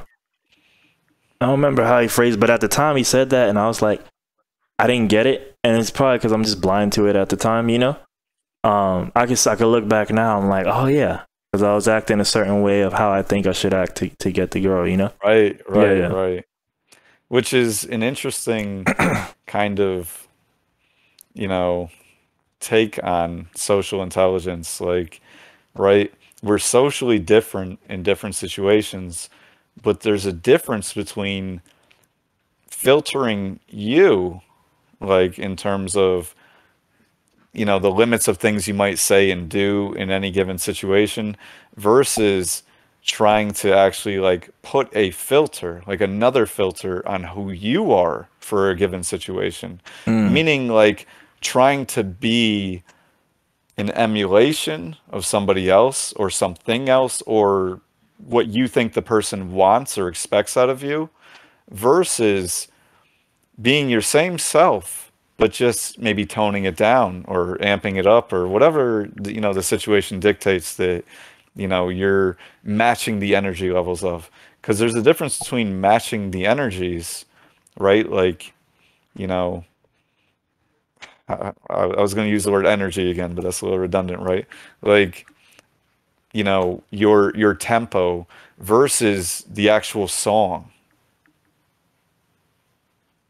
like versus the actual lyrics, like what you're going to say, why you're going to say it.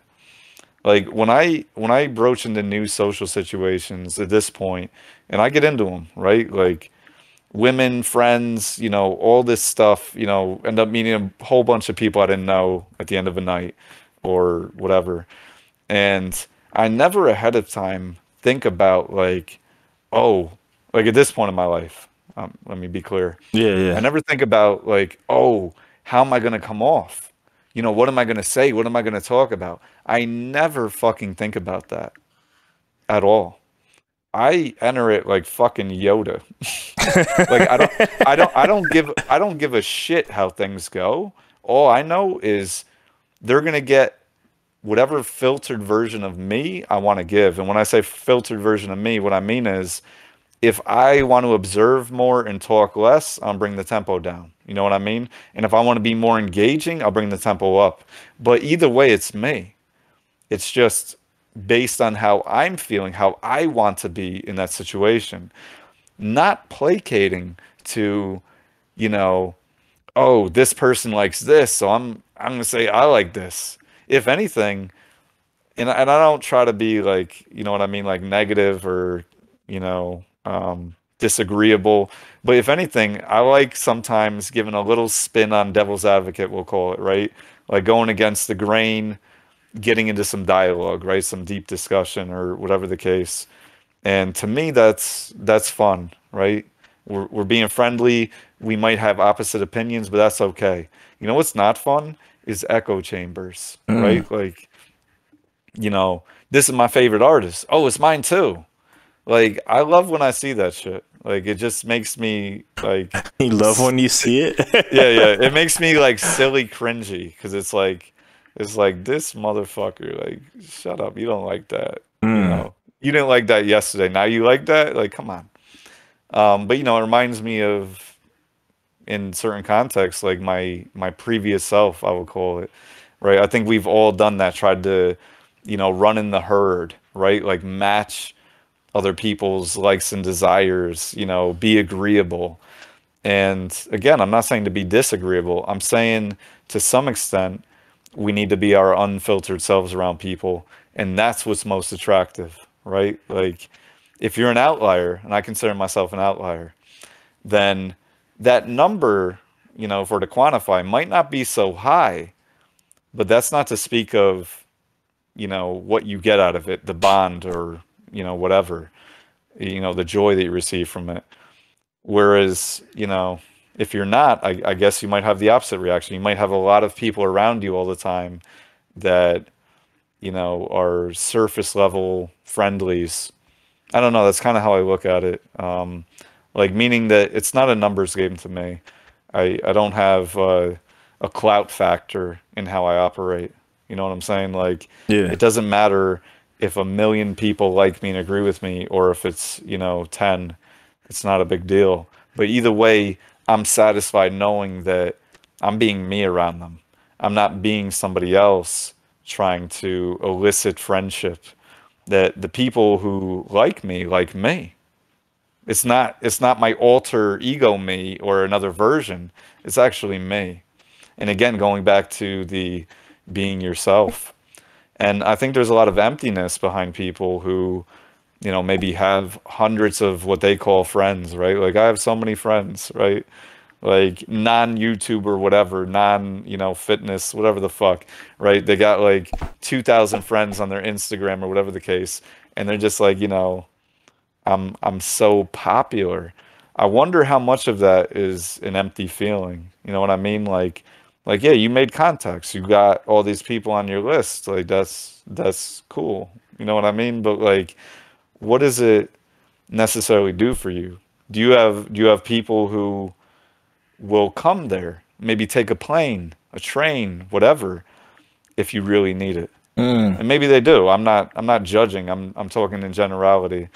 I'm just saying that I think that we attract the people that we should attract. So when we're being not ourselves, we're going to attract a lot of people who maybe on the surface are, you know, friends, friendly, but deep down are not really, you know, one with us. And when we're being our true selves, we can attract. That's why I stepped away from the music scene, man, because I did have, quote unquote, a lot of friends, but that made you step away. You were like, I got too much friends. I gotta get out of here. No, but I mean, like, I don't even know if I could reverberate it like back then, but like, I was on my way out, but COVID really helped me get away. Yeah. And because there was no music scene no more suddenly, you know. So it was kind of like a blessing for that.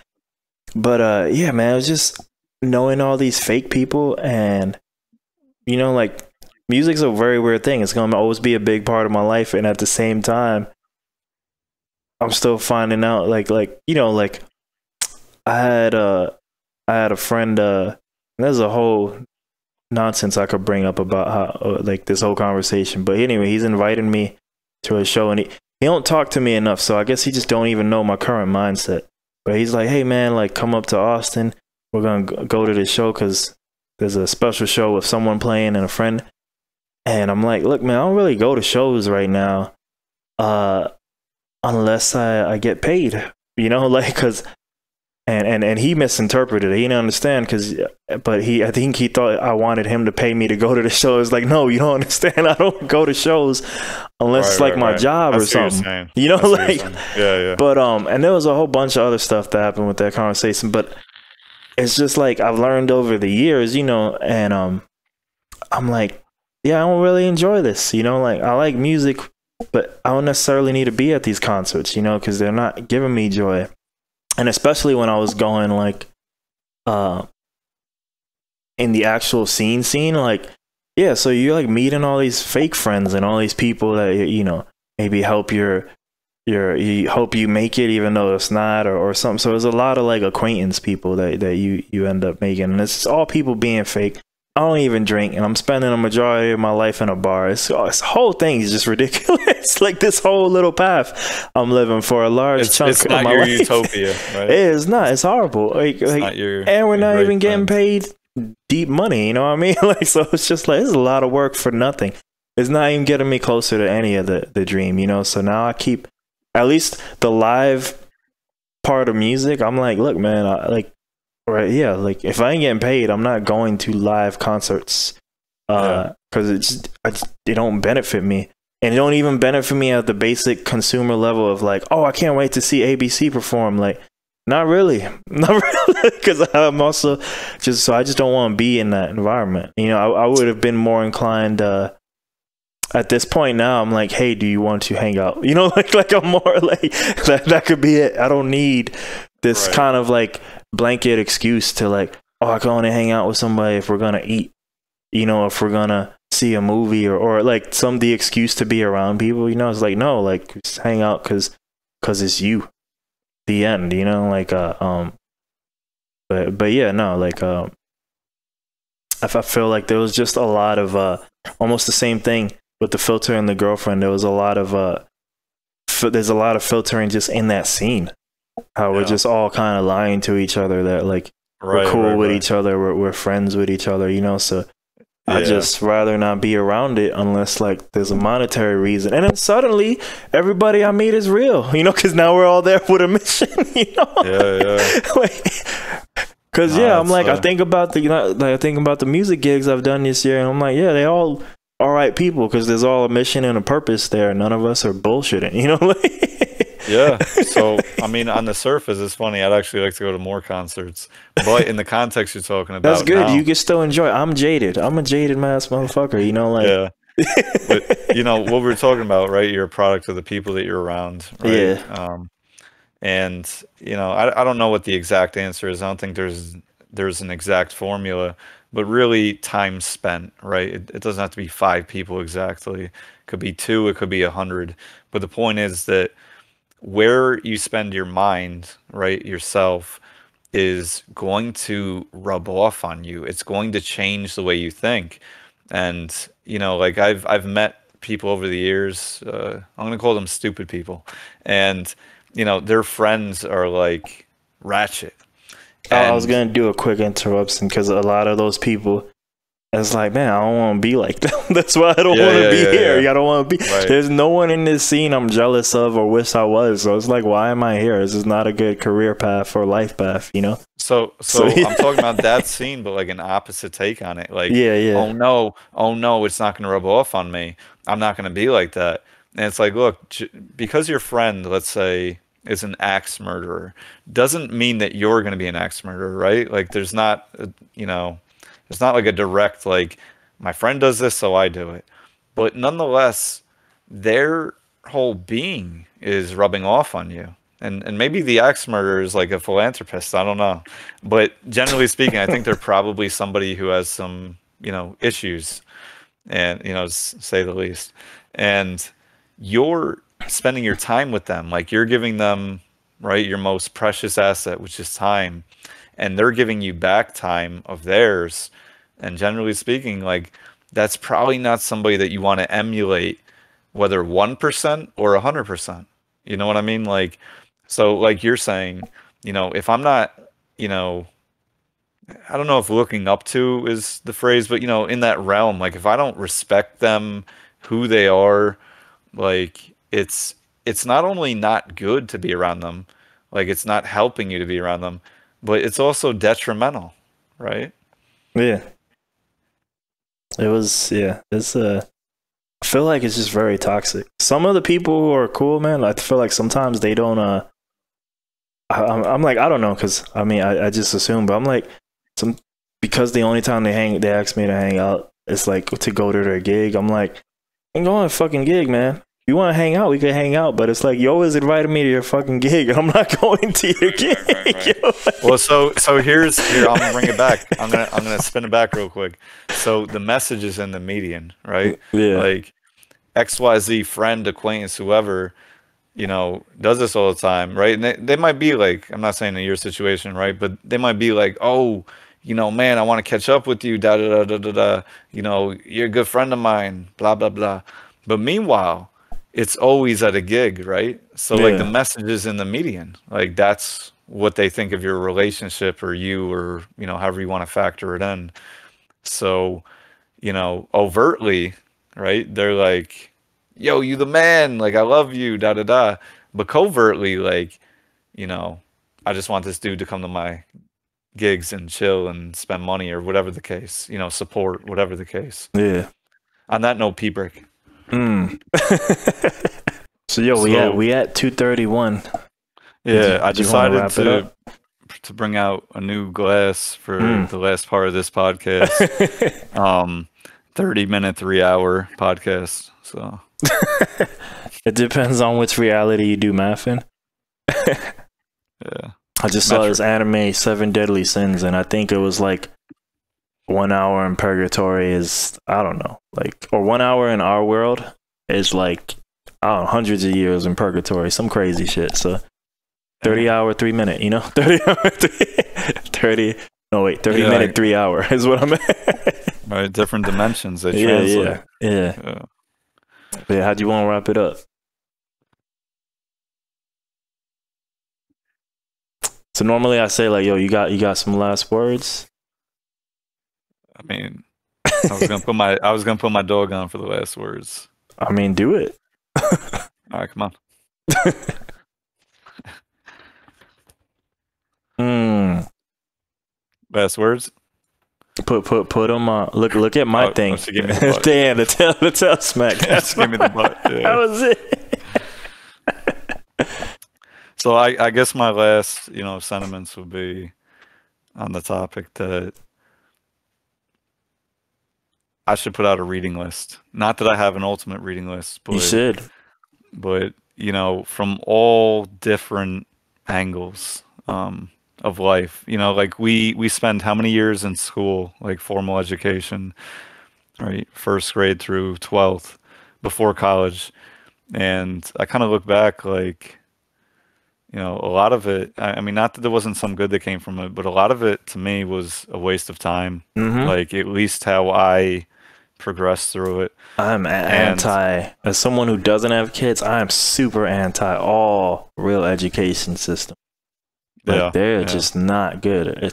Like, I don't know which one's worse, college or the grade thing. At least, I think the grade school system is worse, because I think the college one, if you actually know what you want to do, you can use it. I think it just needs to be retired as a rite of passage. That's where it's horrible. It's I mean, but it's grade school, utterly useless. Grade school, there's like not one. The only positivity, and it's not a positivity of me, it's a positivity for parents who use it like this. It's a nice free babysitting thing for them, Babysitting? Yeah, I can't. Speaking's hard, dude. That was like me earlier, though. Babysitting. Yeah, but it's a nice free. Change the diaper, babysitting. Yeah, it's a babysitting, like it's a daycare thing for them. I agree. It is a daycare in a way. Well, definitely in some ways, and they'd be better off at home. Yeah. But for the daycare aspect, it's nice, and the social aspect, it's nice. And for the fact that they're learning something, it's nice. See, the social aspect used to be the thing I used to argue with. But then that mom I was telling you about, or maybe it was someone else. There's a few people I know. Someone told me like, yeah, we got it covered. Like, I think 3 times a week they take them to this thing.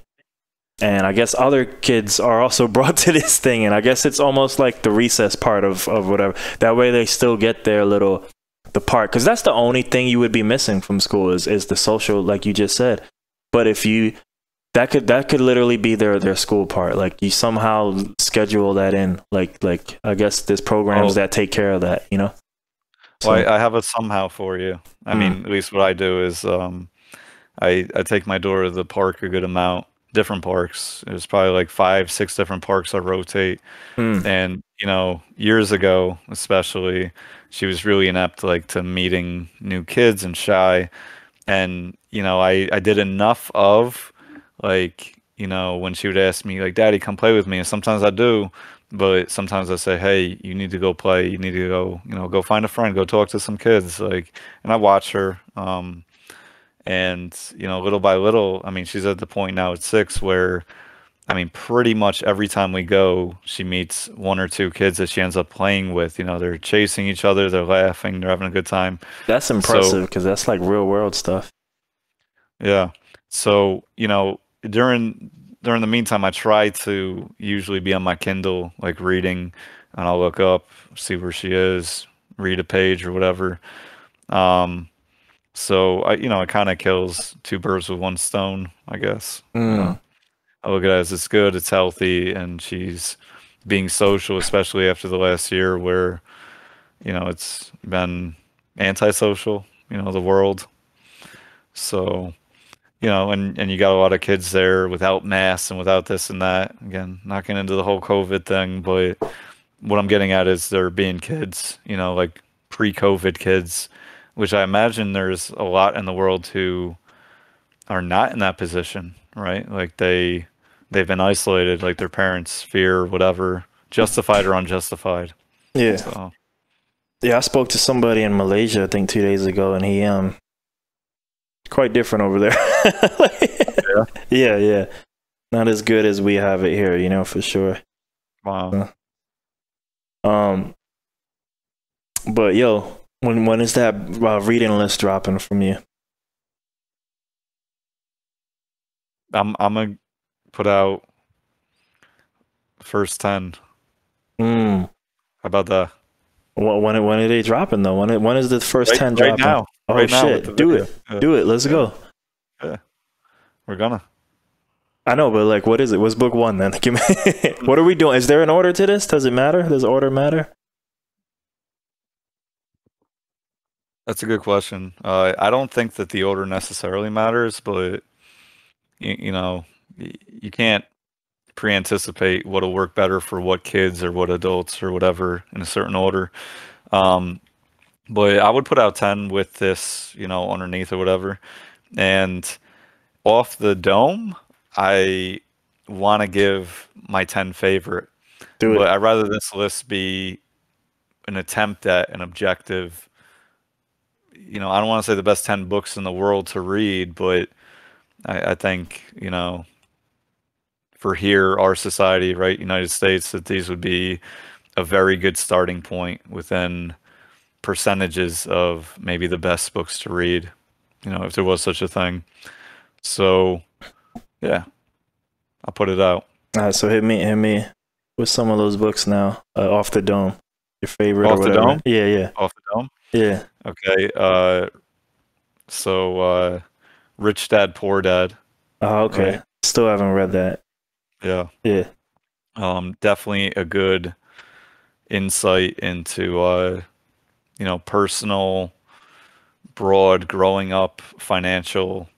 You know, it's not the book that I would write, but it's the best book I've come across in the mainstream. And not to say that I've gone through all of them. There may be some that I haven't seen come across. But to me, that's the best. You know, like, damn, I wish I had this when I was 18. You know what I mean? Yeah. Another one would be The Rational Male, like the whole series, Rollo, Tomassi. Yeah. And, you know, all of the books that are going to be in this list, whatever my list, my personal list, I think that most people aren't going to like. I know that's like a fucked up intro, right? But they're going to challenge you in a way where I think a lot of people wouldn't want to read them getting past, you know, because I think about myself, but I'm being arbitrary. I like to think that I'm open-minded and I'm willing to, you know, alter, dismiss those ego investments for real truth, you know, getting at the bare basics of how do things affect us? How do our decisions affect us? You know, the world. So I don't know, maybe it's a slim majority that would actually be interested in these books, but to me, you know, like we were talking about the Matrix, you know, Neo was uploaded files, right? Like, you're gonna be good at flying now, at kung fu, whatever the fuck, right? And it's like, damn, if you could do that to people, right? Like, I feel like they'd be happy with the result. But at the same time, I guess that would be kind of what happens to us in a different way, right? Like, we are brainwashed, right? Like, commercials are, I mean, is this not proven that they brainwash us, right? Subliminally, subconsciously, whatever. But yeah, it's been an interesting thought of mine. Like, what if, you know, you could just upload books to yourself, right? Like, I mean, it's retain coming. all the knowledge. It's coming. Yeah. What's the Elon Musk Neuralink? Yeah. So we there. I think that, you know, in a way, if that was there, I would invest all of my money into that. all of my money into that. I think it's private right now, but yeah. Yeah. No, what I'm saying is if you could upload a book to yourself for, I don't know what it would cost, but let's say Kindle rates, right? And they got it down to it's the price of putting a neural link in your head. You know, right. That's it. So for $10, right, or whatever, you could inject this book into yourself, right? I'd be broke, but you know what? I wouldn't be broke, because the things I'd be learning would really be accelerating my path. You know what I mean? Yeah. Is how I look at it.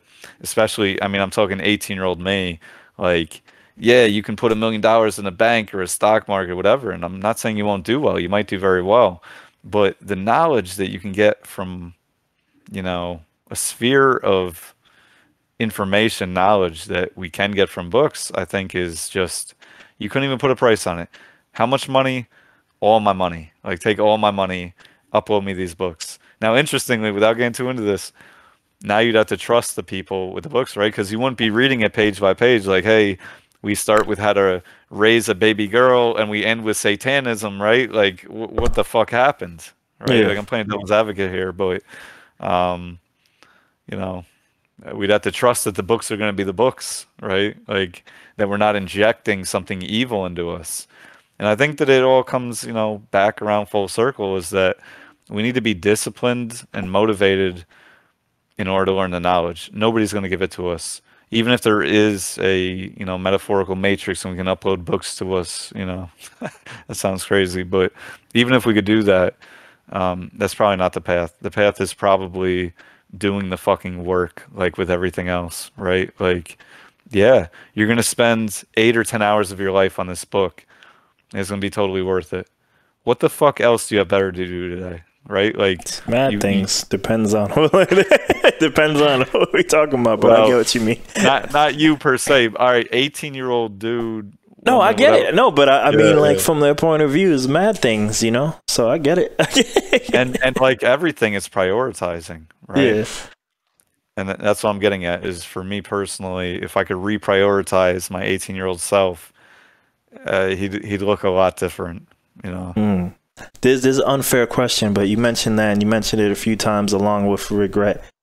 Do you think, like, are you still trying to help your 18-year-old self, or are you trying to help your current self, or by making at least a path for the 18-year-old self, does it help your current self? Well, I'm going to try to answer this when in Rome. Right? Like, am I talking to my inner child? Yeah.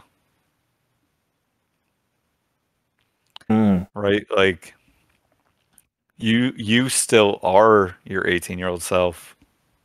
Right? Like, time is illusionary, and we're also our 6-year-old self, right? Our 2-year-old. Yeah, so I guess, you know, we're not just talking to our current selves, we're talking to our inner selves, our always, right? Always has, always will be. Because, yeah, I don't know what to call it. I guess it can be called soul, but, you know, whoever we really are, if we could, like, put a label on it, is what I mean.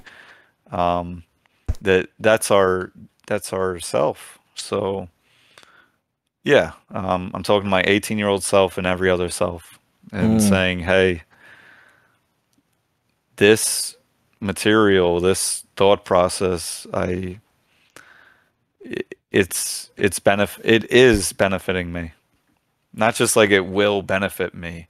I've been benefited extremely. And there's a part of me that regrets not knowing it sooner. But as I was telling my 6-year-old last night, not on this topic, but you know, in regards to regret, is that I look at it as the opposite of regret is gratefulness, right? Gratitude. Because on the one side, damn, took till 36 to know what I wish I could learn at, we'll call 18. That just as much, but more than I feel that way, I'm glad that I ever learned it, right? I could have been 46, 56, 96 dead and never learned what I learned now. And so I'm glad that I had, and not to be associated with every other meaning and, somebody trademarking the red pill, but in the sense of truth, I'm glad the more that I ingest the red pill. Like, I'm glad to have the truth. I can compartmentalize as need be. I don't have to take it all in at once. I don't have to be depressed, as you were putting it, that I can use it to better my life, because on the opposite side of, things are going real bad because, I made a lot of bad decisions. On the opposite side of that is you're making good decisions, you're making better decisions, and you're doing it, like thoughtfully. You're doing it intentionally, and so there's a sense of pride in doing that. Like, hey, I'm getting better, and I know it, and I can damn near quantify it. Like it's tangible. It might as well be. You know what I mean? So as much as I've, spoken on and felt like at times the regret side of things, I also am incredibly grateful for the other side, which is why, there's like a part of me that's like, man, I wish that, humanity's sake, that people could wake up, you know what I mean? Like wake up in all sorts of facets, like understand that what you thought isn't necessarily the truth, and it may be the truth, but either way, you didn't ask enough whys. If what you believe is the truth, in cases you got lucky, because either way, it was what you were taught. Like you didn't really have a say in it. You didn't break down the onion peel layers, go back to the core and be like, is this who I am? Is this what I want? What do I believe in? Fuck what I was taught. Like, what is real to me and what is not real? And I think that getting there is a scary place, but very rewarding.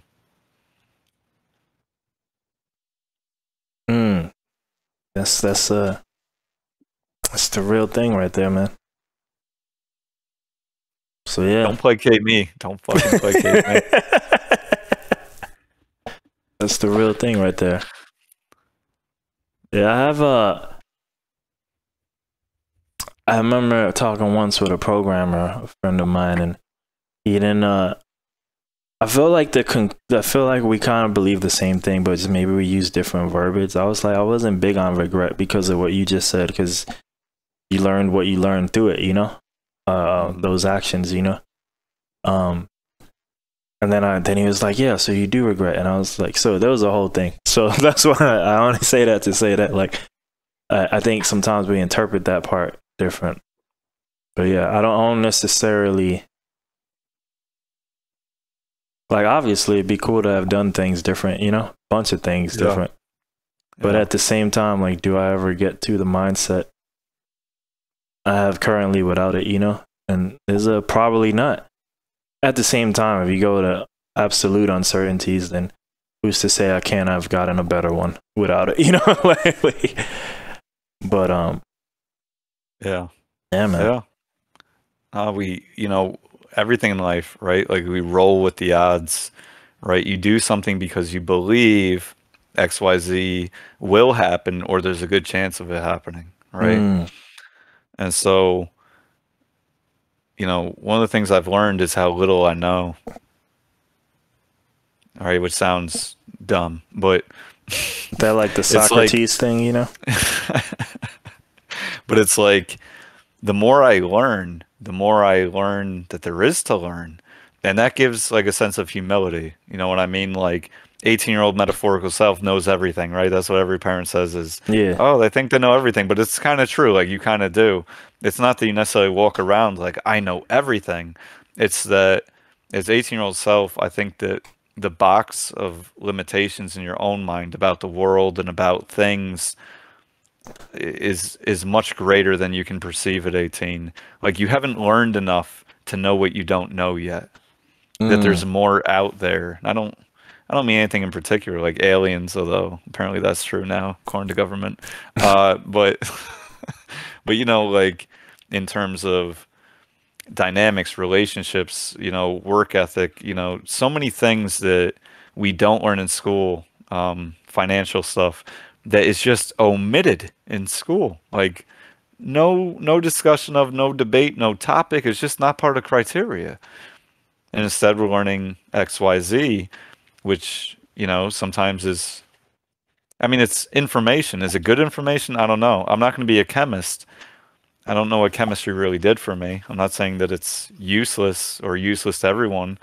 I'm just saying, like, did I need 2 years of chemistry or whatever the case? Like, did I really need that over, because everything's relative, to learning tax code or learning diversification, asset value, like the stock market? You know what I mean? So it's like we're fed what parents believe, what we believe is the information we need to know to become adults. But meanwhile, why do we even believe that? We believe that because that's the social perception, is that you learn what you need to learn in school. And, your parents should teach you some shit. But I guess my point going back to is I would have a curriculum so fucking different it wouldn't even resemble what school looks like. It would look nothing like it. Would. Yeah. Well, when you say all of us, you mean me and you or most people? Because I don't think most people would. I don't think most people give a fuck. Yeah, I think they're in the matrix. the matrix, like they don't. It might just be us too. But I tend to think of that is very greedy. Yeah, that's what I wanted to know. Yeah, that is us. So. But yeah, man. But yeah, like I said, I'd rather a kid they ain't going to school. On the one hand, I always think like, well, what would the mom think? On the other hand, right, if I'm with a person, I would like to think in my true form, right, it shouldn't be the biggest thing, like. But yeah, no, I can't imagine. Yeah, it's too crazy. School is crazy. That shit, motherfuckers, is crazy. Again, not to get into this, I'm gonna keep it real short. But like, yeah, my 6-year-old and I last night, we're talking about history books, and let's say the short and skinny of it was like, she asked me at the end, she's like, so, I shouldn't trust history books, and I said, no, I'm not saying that. What I'm saying is, you should be skeptical. You should ask questions. Maybe not out loud, but somewhere. I say, you can always ask me. I don't always have the answers. Yes, no, this, that. But we could talk about it. You know what I mean? Like, we could dissect it a little bit. Because, basically I'm telling her, like, you shouldn't stop at what you're told. You know what I mean? Because too often, in my perception of society, like, to lump it like that, things are not true, or they're so far skewed that they just don't resemble truth anymore. It's crazy. Dude, was that it? Was that the last words? The ending of the last words? No, you still got more words. Last words. That was the last words. Knife hand. There you go. All right, should we wrap it up then? Should we end it? All right, dude. Bake that chicken, smoke that turkey. Boosh.